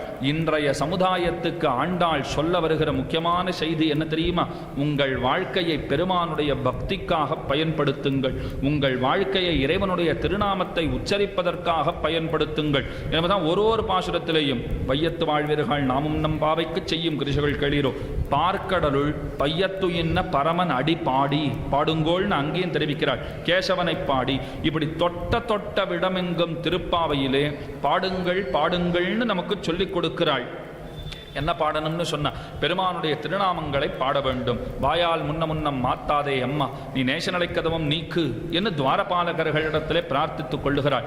உள்ளே போய் நீங்க என்ன பண்ணுவீர்கள்னு சொன்னால் பெருமானுடைய கானங்களை பண்ணுவோம், பெருமானுடைய திருநாமங்களை எல்லாம் பாடுவோம். அன்னிவ்வுலகம் அளந்தாய் அடி போத்தி, சென்னங்கு தென்னிலங்கு செத்தாய் திரள் போத்தி, பொன்னச்சகட உதைத்தாய் புகழ் போத்தி, கண்ணு குனிலா விரிந்தாய் கடல் போத்தி, குன்னு குடையா விடுத்தாய் குணம் போத்தி, வெண்ணு பக கடுக்கும் நின் கையில் வேல் போத்தி, என்னென்னும் சேவகமே ஏத்திப் பிரகொள்வான், இன்னியாம் வந்தோம் இறங்கு போத்தி போத்தின்னு பல்லாண்டு பாடுவோம். இந்த இடத்துல ஒரு நுணுக்கமான அர்த்தம் உண்டு. சாதாரணமாக தமிழிலே போற்றின்னு தான் சொல்லணும். அன்றி உலகம் அளந்தாய் அடி போற்றி என்னதான் அந்த பாசுரத்தை சொல்ல வேண்டும். ஆனால் இன்னைக்கும் திவ்ய பிரபந்த அதிகாரிகள் சந்நிதிகளிலே திருப்பாவை சேவித்தார்கள், இல்லை தங்கள் அகங்களிலே திருப்பாவை பாடினால் கூட அன்றி உலகம் அளந்தாய் அடி போற்றி என்று சொல்லவே மாட்டார்கள். அன்னி உலகமடந்தாய் அடி போத்தி என்றுதான் சொல்லுவார்கள். இது தமிழ் இலக்கணத்தின்படி மிகப்பெரிய தவறு. ஆனால் நம்ம பெரியவா சொன்ன வார்த்தை ரொம்ப அழகு. எங்களுக்கு தமிழ் இலக்கணத்தை பற்றி கூட அவ்வளோ கவலை கிடையாது, பெருமானை பற்றின கவலை தான் எங்களுக்கெல்லாம் உண்டு. ஏன் அப்படின்னு கேட்டால், இல்லை அன்றி உலகமளந்தாய் அடி போற்றின்னு சொன்னால் அது ரொம்ப அழுத்தமான வார்த்தைகளாக வந்து வெளியிலே விழருது. அது கேட்குறப்போ பெருமானுக்கு கொஞ்சம் அதிர்ச்சியை உண்டு பண்ணுமா. பெருமான் எப்படிப்பட்டவன்னு சொன்னால், அவர் இளங்குமரன், ரொம்ப ஆச்சரியமான மென்மையானவர். அவர் பிராட்டி தொட்டாலும் சிவக்கும்படியான திருவடிகளை உடையவர். அப்போ எவ்வளோ மென்மையாக இருப்பார் பாருங்க. சில பேர் சொல்லுவாங்க கிள்ளினா ரத்தம் வரும், சுண்டினா ரத்தம் வரும்னா அது பெருமாளுக்கு தான் பொருந்தும். அவர் எப்படிப்பட்டவர்னா, பக்கத்தில் வந்து பிராட்டி மெல்ல தன்னுடைய கையாலே திருவடியை தொட்டாலும் கூட திருவடி செக்கச்சவேல்னு ஆய்விடுமா. எவ்வளோ மென்மையானவர் அவர். ஆக மென்மையானவர் என்னைக்கும் அதிர்ந்து பேசினா கொஞ்சம் பயப்படுவர். அதுதானே உலகத்தில் இயற்கை. ஆழ்வார்களுக்கு பரமன் பெருமான் எப்படிப்பட்டவன் சொன்னால், நாயகனாக அவர்கள் கொண்டிருந்தாலும் ஆழ்வார்கள் மனசு பெருமானை தங்கள் பிள்ளையாகத்தான் பாவித்தது. பகவான் நமக்கு குழந்தைன்னு தான் அவர்களெல்லாம் நினைத்து கொண்டிருந்தார்கள். என் மேலக்கோட்டை திருநாராயணபுரம் என்கிற உயர்ந்த திவ்ய தேசம். அந்த திவ்ய தேசத்தில் பகவான் யாரு, ராமானுஜர் யாருன்னா, ராமானுஜர் தமப்பன், பகவான் பிள்ளை என்பதான் அவருக்கு செல்வ பிள்ளைன்னே பேர். யதிராஜ சம்பத்குமாரர் என்ன அவருக்கு பேரே உண்டு. என்ன சுவாமி, நமக்கெல்லாம் அவன் தானே அப்பா, நாம பசங்களாச்சேன்னா அந்த ஊருக்கு அது பொருந்தவே பொருந்தாது. அங்கே எம்பெருமானார் தான் தமப்பன், எம்பெருமானார் தான் க்ஷேத்திரத்துக்கே தலைவர். நாயகனாய் நின்ன நந்தகோபனுடைய கோயில் காப்பானே. ஆண்டாள் நாச்சியார் என்ன அழகா பாடினா பாருங்க. கண்ணனுடைய கோயில், கண்ணன் வீடுன்னு தானே சொல்லணும், சொல்லலை. நந்தகோபனுடைய கோயில் காப்பானே அப்படி சொன்னா தான் பகவானுக்கு சந்தோஷம். தன்னை காப்பாற்றுவதற்கு சில பேர் இருக்கிறார்கள்னு அவருக்கு ஆனந்தமா. எல்லாரையும் காப்பாற்றுற தெய்வம் என்ன ஆசைப்படுறது தெரியுமா, என்னை நீங்கள்லாம் காப்பாற்றுங்கோன்னு ஆசைப்படுறது. இதுதான் பெருமானுடைய திருவுள்ளம். சின்ன உதாரணம் சொல்கிறேன். இப்போ யாராவது ஒருத்தருக்கு ஒருத்தர் சந்தித்து கொண்டால் சௌக்கியமானு கேட்டுப்போம். இத்தனை பேர் உட்கார்ந்து இருக்கிறீர்களே, ஒரு நாளைக்கு ஒரு தடவையாவது ஏதாவது ஒரு கோயிலுக்கு போயிருப்பீர்கள். அந்த கோயிலில் இருக்கிற பகவானை பார்த்து, பரமனே நீ சௌக்கியமான்னு நீங்கள் யாராவது கேட்டது உண்டா? நாங்கள் ஏன் சுவாமி அவரை பார்த்து சௌக்கியமானு கேட்கணும், அவருக்கு என்ன குறை? காத்தால எழுந்த உடனே பொங்கல் அமுது செய்தருளுகிறார். 11 மணிக்கு எல்லா சித்திரான்னங்கள் எல்லாம் அமுது செய்தருளுகிறார். சாயங்காலம் ஆச்சுன்னா சுண்டல் வடை தோசை எல்லாம் அமுது செய்தருளுகிறார். நான் தான் இங்கே நாய் பழப்பு பழக்க வேண்டியிருக்கு, ஏதோ ஓடி ஓடி சம்பாதிச்சுட்டு இருக்கேன். என்னத்தான் ஒருத்தர் சௌக்கியமானு கேட்கணும், அவரை போய் என்னத்துக்கு நான் சௌக்கியமானு கேட்கணும்னா பகவான் அதைத்தான் விரும்புகிறார். இங்கே இருக்கிற பக்த சிகாமணிகளான உங்களை பார்த்து நான் அதைத்தான் பிரார்த்தித்துக் கொள்ளுகிறேன். சந்நிதிக்கு போனீர்களானால் பகவானே நலமான ஒரு கேள்வி கேளுங்கள். அவர் ஆசைப்படுறார், அத்தை பெருமாள் அத்தைத்தான் விரும்புகிறார். ஐயோ நீங்கள்லாம் ஒருத்தருக்கு ஒருத்தர் பார்த்துட்டா சௌக்கியமானு கேட்குறீங்களே, என்னை பார்த்து இதுவரைக்கும் ஒருத்தரும் சௌக்கியமானு கேட்டதே கிடையாதே. அந்த எண்ணம் நமக்கெல்லாம் இருக்க வேண்டும். ராமானுஜர் ஸ்ரீரங்கத்திலே கைங்கரிய நிர்வாகம் செய்து கொண்டிருந்த காலம் 1000 வருஷத்து கதை. அந்த சமயத்தில் என்ன பண்ணுவார், மடப்பள்ளியிலேருந்து ஸ்ரீரங்கநாதன் சந்நிதிக்கு எல்லா பிரசாதங்களும் போகும். பகவான் அமுது செய்தருளுவதற்காக எல்லா பிரசாதங்களும் போகும். போகிற பொழுது ராமானுஜர் கையிலே திருதண்டத்தோடே வெளியிலே நிற்பர். ஒரு பாத்திரத்துக்கு மேலேயும் ஒரு தழுவத்தாலே துணியாலே போர்த்தி வைத்திருப்பார்கள். இந்த துணி அப்படி விளக்கிட்டு உள்ளே பார்ப்பார், எல்லாம் சரியா இருக்கா, இன்னைக்கு புளியோதரை 2 படி பண்ணணும், சரியா 2 படி செய்திருக்கிறீர்களா, தத்தியன்னம் 3 படி பண்ணணும், 3 படி பண்ணி இருக்கிறீர்களா, எல்லாம் பார்த்து உள்ளே அனுப்புவர். உள்ளே போய் ஸ்ரீரங்கநாதன் அமுது செய்த பிற்பாடு, ஸ்ரீரங்கநாதன் சாப்பிட்ட பிற்பாடு அதெல்லாம் திரும்ப மடப்பள்ளிக்கு போகும். போகிற பொழுது ஒரு தடவை திரும்பவும் இவர் பரிசோதிப்பர். உங்களுக்கு ஒரு சந்தேகம் வரணும், போச்சே பார்த்தார் அதெல்லாம் வாஸ்தவம் தான், திரும்ப போச்சே என்னத்துக்கு பார்க்கணும்? திரும்பவும் அந்த தழுவன்னா மேலே இருக்கிற துணி, அந்த துணி அப்படி விலக்கி சரியா இருக்கான்னு பார்த்துப்பார். பக்கத்தில் ஒரு சீடர் கேட்டார், சுவாமி ராமானுஷரே நீ போகச்சே நீர் பார்க்கிறீர், அது நியாயம். ஏன்னா 2 படி பண்ணார்களா 3 படி பண்ணார்களா அப்படின்னு ஒரு நிர்வாகி பார்க்க வேண்டியது அவசியம். அமுது செய்துட்டு திரும்ப போச்சே நீர் ஏன் பார்க்கிறீர்? ராமானுஜர் சொன்ன பதில் நமக்கெல்லாம் மெய்சில் இருக்க வைக்கும். அவர் பதில் சொல்லுகிறார், இல்லை நித்தியமும் நான் பார்த்து தான் பெருமாளுக்கு எல்லாம் ஏற்பாடு பண்ணுகிறேன். ஒரு நாளும் மடப்பள்ளிக்கு போகிறது, பகவானுக்கு அமுது செய்ய பண்ணுகிறார்கள். என்னைக்காவது ஒரு நாள் பகவான் சாப்பிட்டதற்குண்டான தடயங்கள் அதிலே தென்படுமான்னு பார்க்கிறேன். இப்படி கை வச்சோன்னு சொன்னால் 2 விரல் பதிய வேண்டாமா? ஆக பெருமானுடைய கைவிரல்கள் பதிந்திருக்கிறதா? பஞ்சு என்ன மெல்விரலாலே பெருமான் தொட்டு இருக்கிறானா? என்ன அவர் கைப்பற்றிருக்காங்கிற அடையாளத்தை தேடுறேன்னு சொன்னார். அப்படின்னா என்ன அர்த்தம்? அர்ச்சா திருமேனியிலே பகவான் இருக்கிறான்ங்கிற நம்பிக்கை நமக்கு ரொம்ப ரொம்ப முக்கியம். இந்த இடத்துல இது அலங்காரம் பண்ணி வைத்திருக்கிறார்கள்னா, ஐயோ யாரோ அலங்காரம் பண்ணார், பெருமாள் இருக்கிறார், பக்கத்தில் ராமானுஜர் இருக்கிறார், வெறும் சிலை என்ன இது, கற்சிலை, சொல்லவே கூடாது. அப்படி நினைத்தாலும் மகா பாபம். இதிலே பகவான் இருக்கிறான், அவனுக்கு எல்லா சக்தியும் உண்டு. எங்கே பேச சொல்லுமேன்னா எல்லா சக்தியும் அவருக்கு உண்டு. ஆனால் நாம் நிர்பந்திச்சா நமக்கு காட்டி ஆகணுங்கிற நிர்பந்தம் அவருக்கு இல்லை.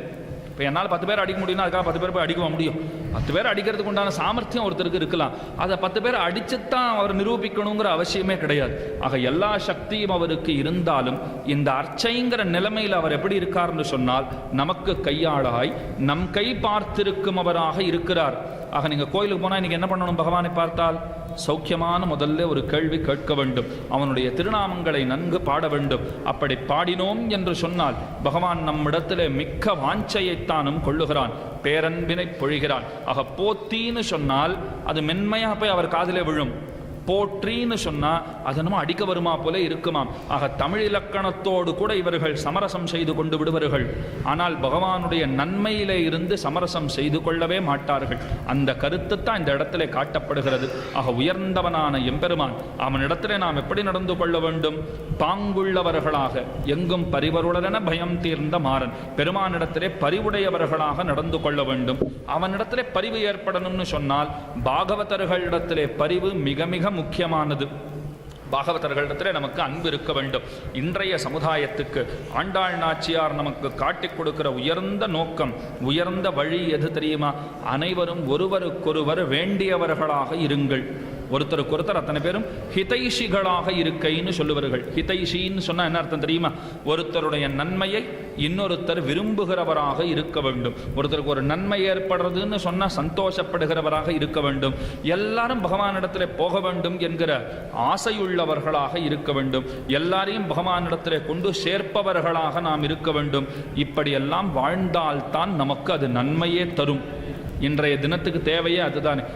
கூடி வாழ்ந்தால் கோடி நன்மைன்னு சொல்லுகிறோம். கூடி வாழ்ந்தால்னா யார் கூடி வாழ்ந்தால்? நாம் அனைவரும் கூடி வாழ வேண்டும். ஒரே சமுதாயமாக வைதிக மதத்தவர்கள், வைதிக மதத்தவர்கள்னா இன்னைக்கு இந்து மதத்தவர்கள்னு சொல்லுகிறோம். இந்த இந்து மதம்ங்கிறதே தப்பு, வைதிக மதம் தான் சொல்ல வேண்டும்.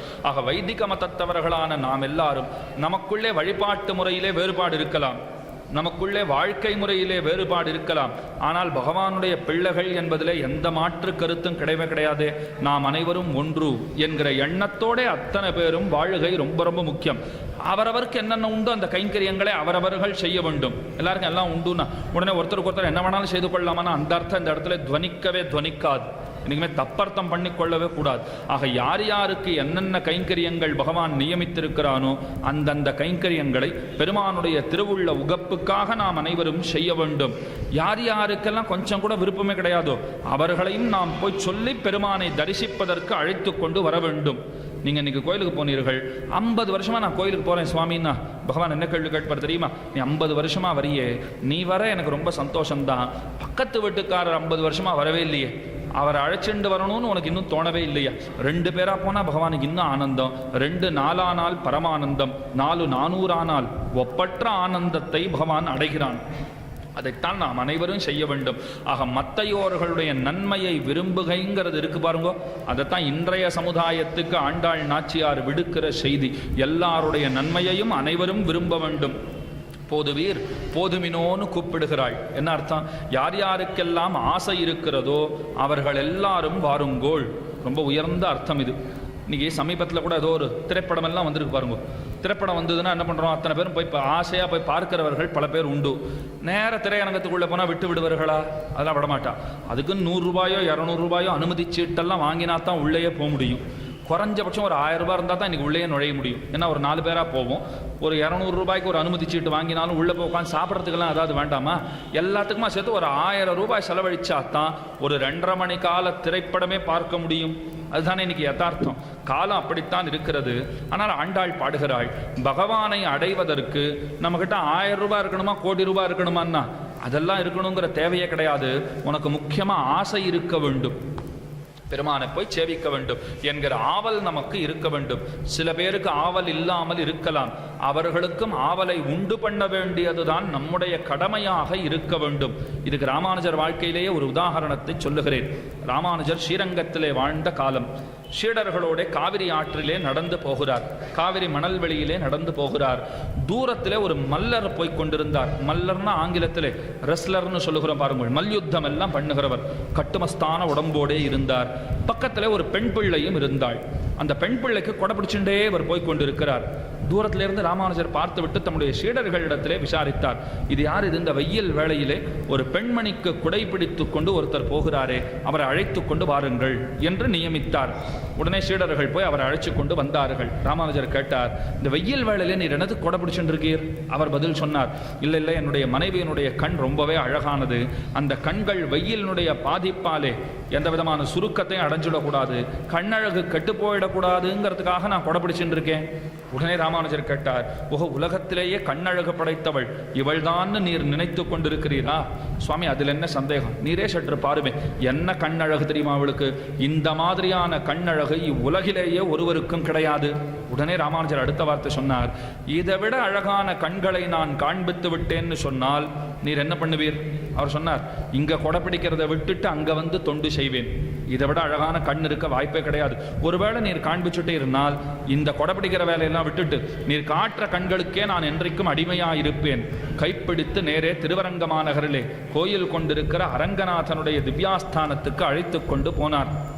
வாயோர் ஈரஞ்சூறு துதங்களார்ந்த வலையுடம்பின் அடல் நாகம் உமிழ்ந்த செந்தி வீயாத மலர்ச்சென்னி விதானமே போல் மேன்மேலும் மிகவெங்கும் பறந்ததன்கீழ் காயாம்பூ மலர்பிறங்கள் அன்னமாலை கடியரங்கத் தரவணையில் பள்ளி கொள்ளும் மாயோனே மனத்தூணே பத்தி நின்று என் வாயார வெண்ணுகொலோ வாழ்த்து நாளே.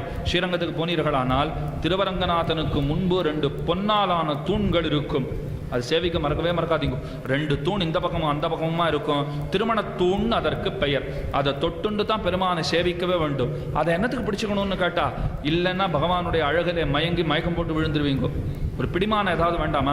தலை சுத்ரா போல் இருக்குன்னா ஒருத்தர் என்ன பண்ணுவார்? ஏதாவது ஒன்று தேடுவர், பக்கத்தில் பிடிச்சுக்கணும்னு கை தேடும் பாருங்க. அந்த மாதிரி ஸ்ரீரங்கநாதனை சேவித்தவர்கள் மயங்கி கீழே விழுந்து ரங்கநாதனுடைய அனுபவத்தை இழக்காதபடிக்கு பிடிமானமாக 2 கம்பங்கள் வைத்திருக்கிறார்கள். நேர இந்த பிள்ளையுரங்காவில்லிதாசரை ராமானுஜர் அங்கே அழைத்து கொண்டு போனார். இந்த கண்ணழக சேவி கரியவாகி புடபரந்து மிளிர்ந்து செவ்வரியோடி நீண்டவ பெரியவாய கண்கள்னு அமலநாதி பிரானிலே திருப்பாணாழ்வார் பாடுகிறார். அந்த கண்களை காண்பித்து கொடுத்தார்.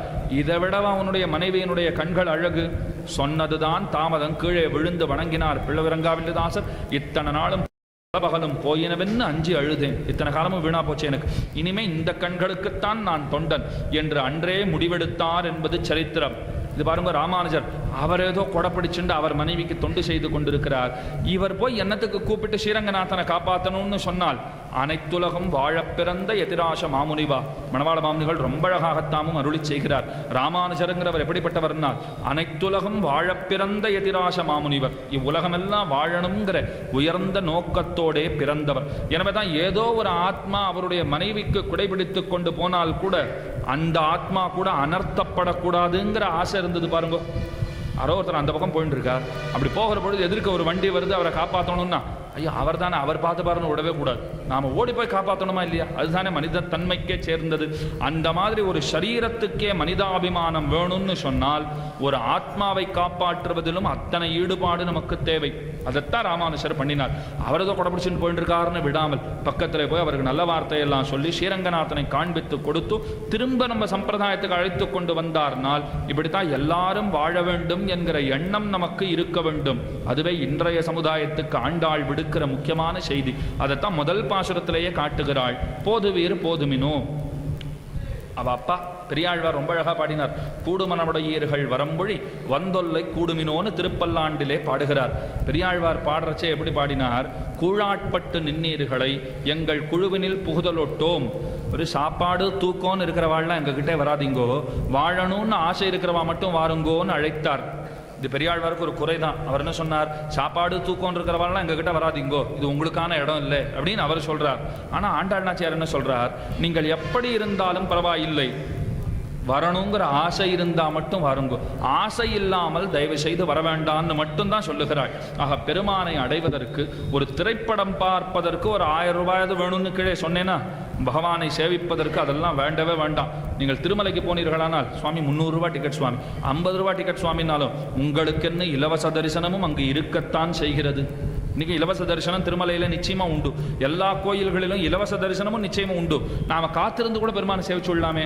சேவிக்கணுங்கிற ஆசை மட்டும்தான் நமக்கு இருக்க வேண்டும். ஆக எல்லாரையும் அரவணைத்து கொண்டு பகவானிடத்திலே செல்லுகை, அதுதான் மிக மிக முக்கியமானது.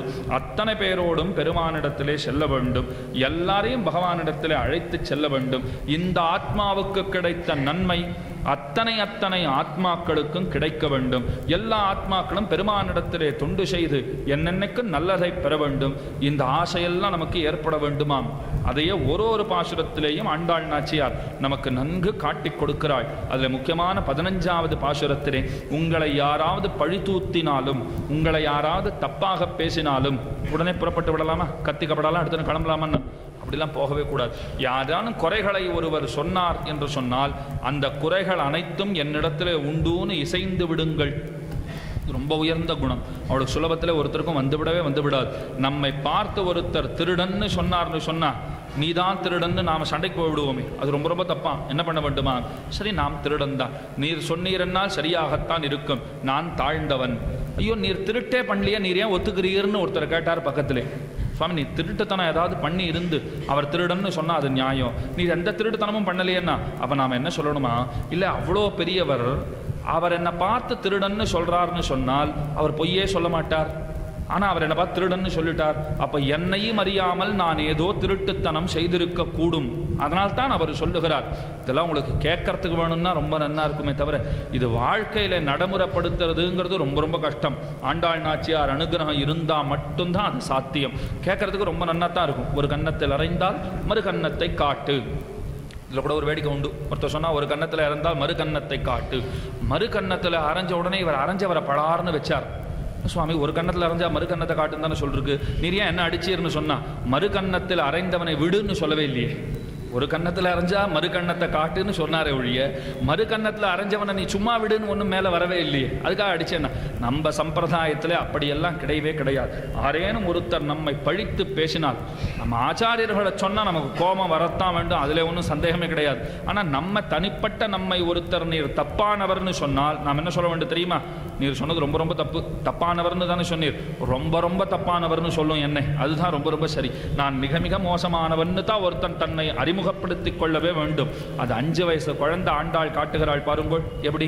நானே தான் ஆயிடுக 15வது பாசுரத்திலே தானே சொல்லுகிறாள்.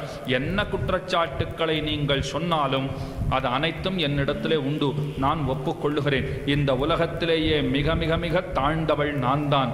பூமி பிராட்டியே அப்படி சொல்லுகிறாள்னு சொன்னா, நாமெல்லாம் எவ்வளவு தூரத்துக்கு இறங்கி நம்முடைய நைச்சியானுசந்தானத்தை செய்து கொள்ள வேண்டும். வேதாந்த தேசிகன் ரொம்ப ஆச்சரியமாக பாடுகிறார். அகமஸ்மி அபராத சக்கரவர்த்தி கருணேத்வம் ச குணேஷு சார்வபௌமி. தன்னை எப்படி அறிமுகப்படுத்துகிறார் தெரியுமா? பகவானே, நான் யார் தெரியுமா? குத்தங்களுக்கெல்லாம் தலைவன்.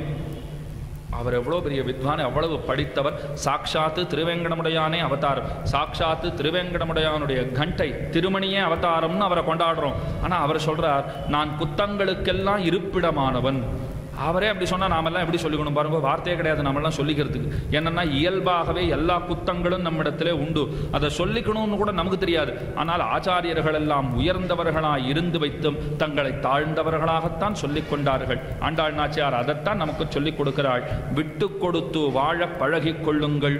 இது ஒரு செய்தி. அது இருந்து கொடுத்தனாலே ரொம்ப நல்லது தான். ஒருத்தர் நம்ம இடத்துல சண்டைக்கு வராருன்னு சொன்னால், நீங்கள் எதிர்த்து பேசினா தான் அந்த சண்டை மேலே மேலே வளரும். அது ஆரம்பத்திலேயே, அடியே நீ சொல்கிறது தான் சரி, நான் திருடன் தான், நீ சொன்னீரோ இல்லையோ, ரொம்ப சரின்னு சொல்லுங்க, அவர் வாயடிச்சு போயிடுவார். அவருக்கு என்ன சொல்கிறதுனே தெரியாது. உடனே அவர் அடுத்தது சொல்வார், நீர் பொய்யன். ஆமாம் சுவாமி, நான் பொய்யன் தான். நீர் சொல்கிறது ரொம்ப சரின்னா ஒரு 4 வார்த்தைக்கு மேலே அவரால் வெய்யவே முடியாது. இதே நீங்கள் சண்டை போட ஆரம்பிச்சிட்டிங்கன்னு சொன்னால் அது ஒரு 3/4 மணி காலம் நீளும். இதெல்லாம் சம்பிரதாயங்கிறது உடல் நலத்துக்கும் எவ்வளோ நல்லது பண்ணுறது பாருங்க. இன்றைக்கி கோபப்பட்டோன்னு சொன்னால் டாக்டர் சொல்கிறார், கோபப்படாதீங்க, ப்ரெஷர் ரொம்ப அதிகமாக போச்சுன்னா உங்களுக்கு ஹார்ட் அட்டாக் வரதுக்கு சான்ஸ் இருக்குது.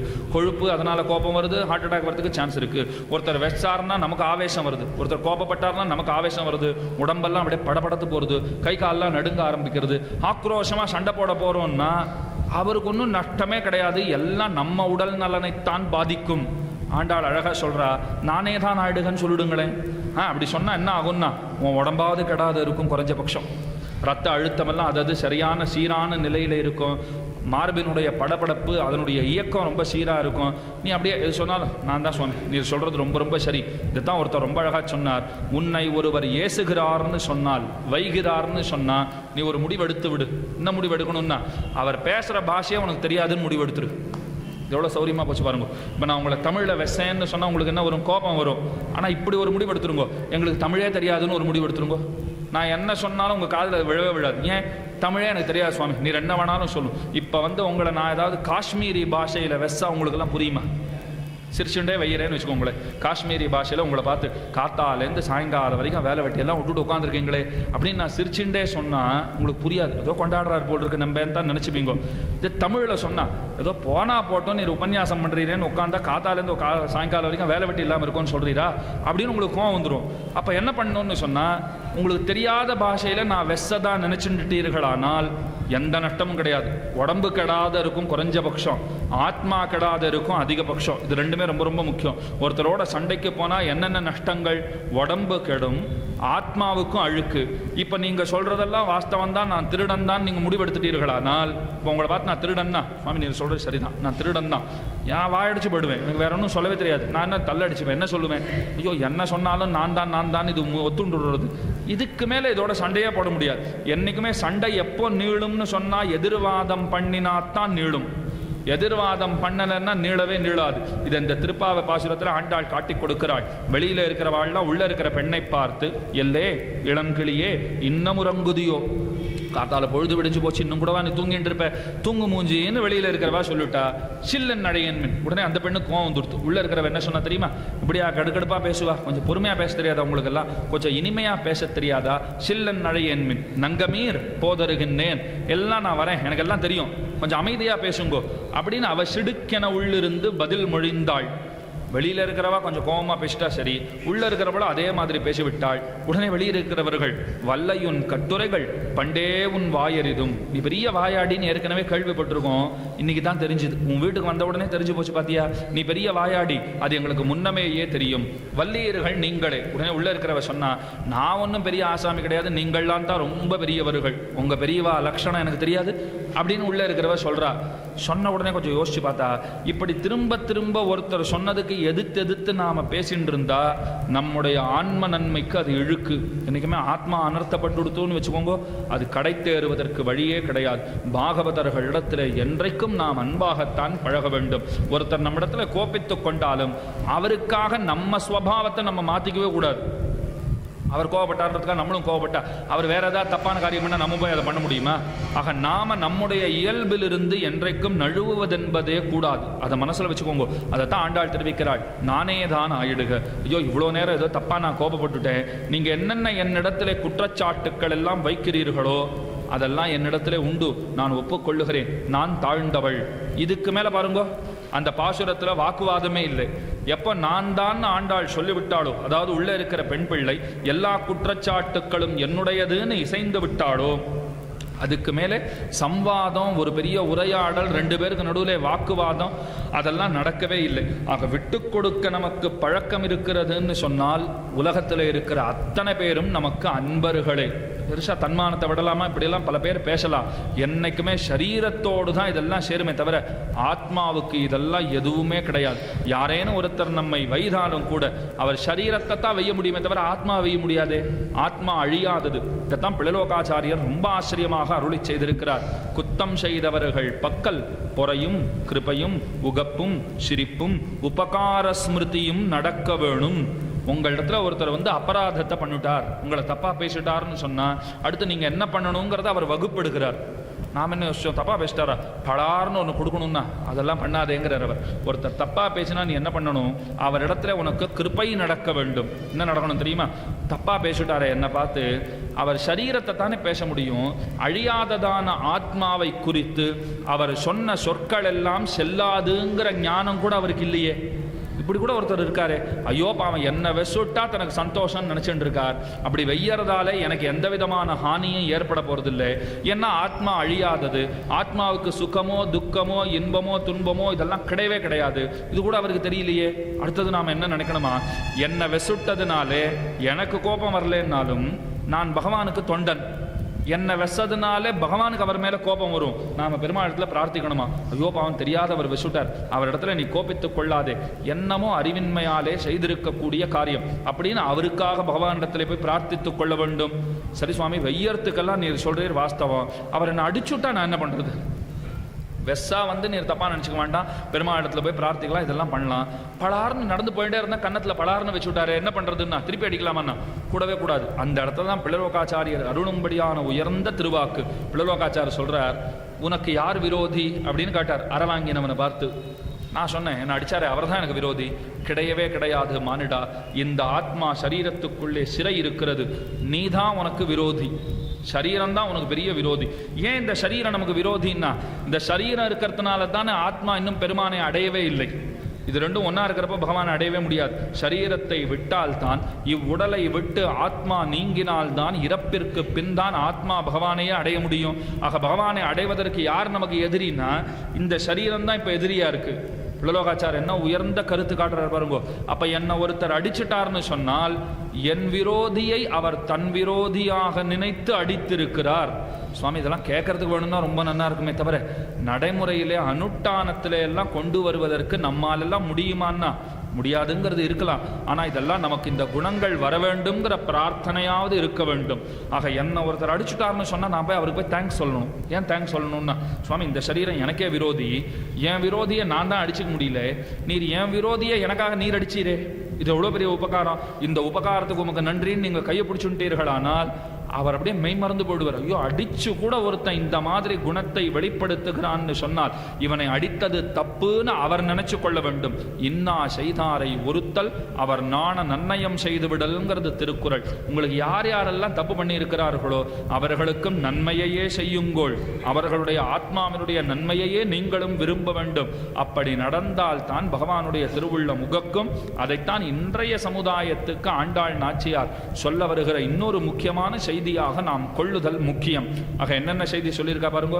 பாடணும்னு சொல்லியிருக்கா, பெருமானுடைய திருநாமங்களை பாட வேண்டும், பாடும் பொழுது தனித்து பாடாமல் கூடியிருந்து குளிர வேண்டும்னு வேறு சொல்லி இருக்கிறாள். எல்லாருமா சேர்ந்திருந்து பாடணுங்கிற வார்த்தையும் ஆண்டாள் நாச்சியார் பாடி இருக்கிறாள். இச்சை இருந்தால் போதும். பக்கத்து வீட்டுக்காரருக்கு போய் நாம் போய் சொல்லணும், இந்த மாதிரி நடக்கிறது, நீங்களும் மாநாட்டிலே பங்கெடுத்துக்கோங்க. காத்தாலேருந்து சாயங்காலம் வரைக்கும் செவிக்கும் உணவு வயிற்றுக்கும் உணவு ரெண்டுமே கிடைக்கும். ஒரு நாள் வரக்கூடாதா? ஒரு ஞாயிற்றுக்கிழமை பயனுள்ளதாக ஆக்கிக் கொள்ளக்கூடாதா? இப்படி 4 தடவை சொன்னீர்களானால் உங்களுடைய நச்சரிப்பாக்காகவாவது அவர் ஒரு தடவை வருவர். அவர் பக்கத்து வீட்டுக்காரருக்கு ஆசையே இல்லைன்னு வச்சுக்கோங்க. நீங்கள் 4 தடவை இந்த மாதிரி போய் கூப்பிட்டீர்களானால், ஐயோ இந்த பக்கத்தாத்துக்காரர் கூப்பிட்டுட்டே இருக்கார், அவருக்காகவாவது ஒரு வேளை போயிட்டு வரணும். அவருக்கு இஷ்டமே இல்லைன்னா கூட வருவார். காத்தால ஒரு 2 உபன்யாசம் கேட்ட உடனே அவருக்கு தோணும், நன்னா தானே இருக்கு, வந்திருக்கலாம் போல் இருக்க, இத்தனை நாள் வராத போயிட்டோமே. இப்படித்தான் ஒருத்தருடைய ஈடுபாடு மேலும் மேலும் அதிகரிக்கும். ஆக நமக்கு கிடைச்ச நல்லது 4 பேருக்கு கிடைப்பதற்கு நாம் அனைவரும் நிச்சயம் ஒருங்கிணைந்து பாடுபட வேண்டும். அதுதான் நம்முடைய நோக்கமாகவும் இருக்க வேண்டும். அதை ஆரணிவாழ் ஸ்ரீ வைஷ்ணவர்கள் முக்கியமாக சொல்ல வேண்டும். ஆரணியில் இருக்கக்கூடிய ஸ்ரீ வைஷ்ணவர்களுக்கு அந்த எண்ணம் எவ்வளவு தூரத்துக்கு இருக்கு பாருங்க. போன வருஷம் ஒரு இடத்துல நடத்தினோம் மாநாடு, அடியேனும் வந்திருந்தேன், நீங்கள்லாம் வந்திருந்திருக்கலாம், பார்த்துருந்துருக்கலாம். அந்த இடத்தோட இன்னமும் உயர்ந்த இடத்துல இந்த தடவை ஏற்பாடு பண்ணியிருக்கா. இன்னும் வசதிகளோட கூடி இருக்கக்கூடிய இடத்துல இந்த வருஷத்து மாநாடு நடைபெற்றிருக்கிறது. ஒரு இடத்துல ஒரு வித்வானை கூப்பிட்டு வருதுங்கிறதே ரொம்ப சிரமமான காரியம். அதில் ஒரு 7 பேரை கூப்பிட்டு கொண்டு வர வேண்டும். அவர்கள் மூலமாக நல்ல உபதேசங்கள் உங்களுக்கெல்லாம் கிடைக்கணும்னு அவள்லாம் எவ்வளவு போராடி இந்த நிகழ்ச்சியை நடத்துகிறா பாருங்க. என்ன ஒரு நல்ல காரியம் நடக்கிறதுங்கிறது அவ்வளோ சுலபமானதில்லை. ஸ்ரேயாம்சி பகுவிக்னானின்னு சொல்லுவார்கள்.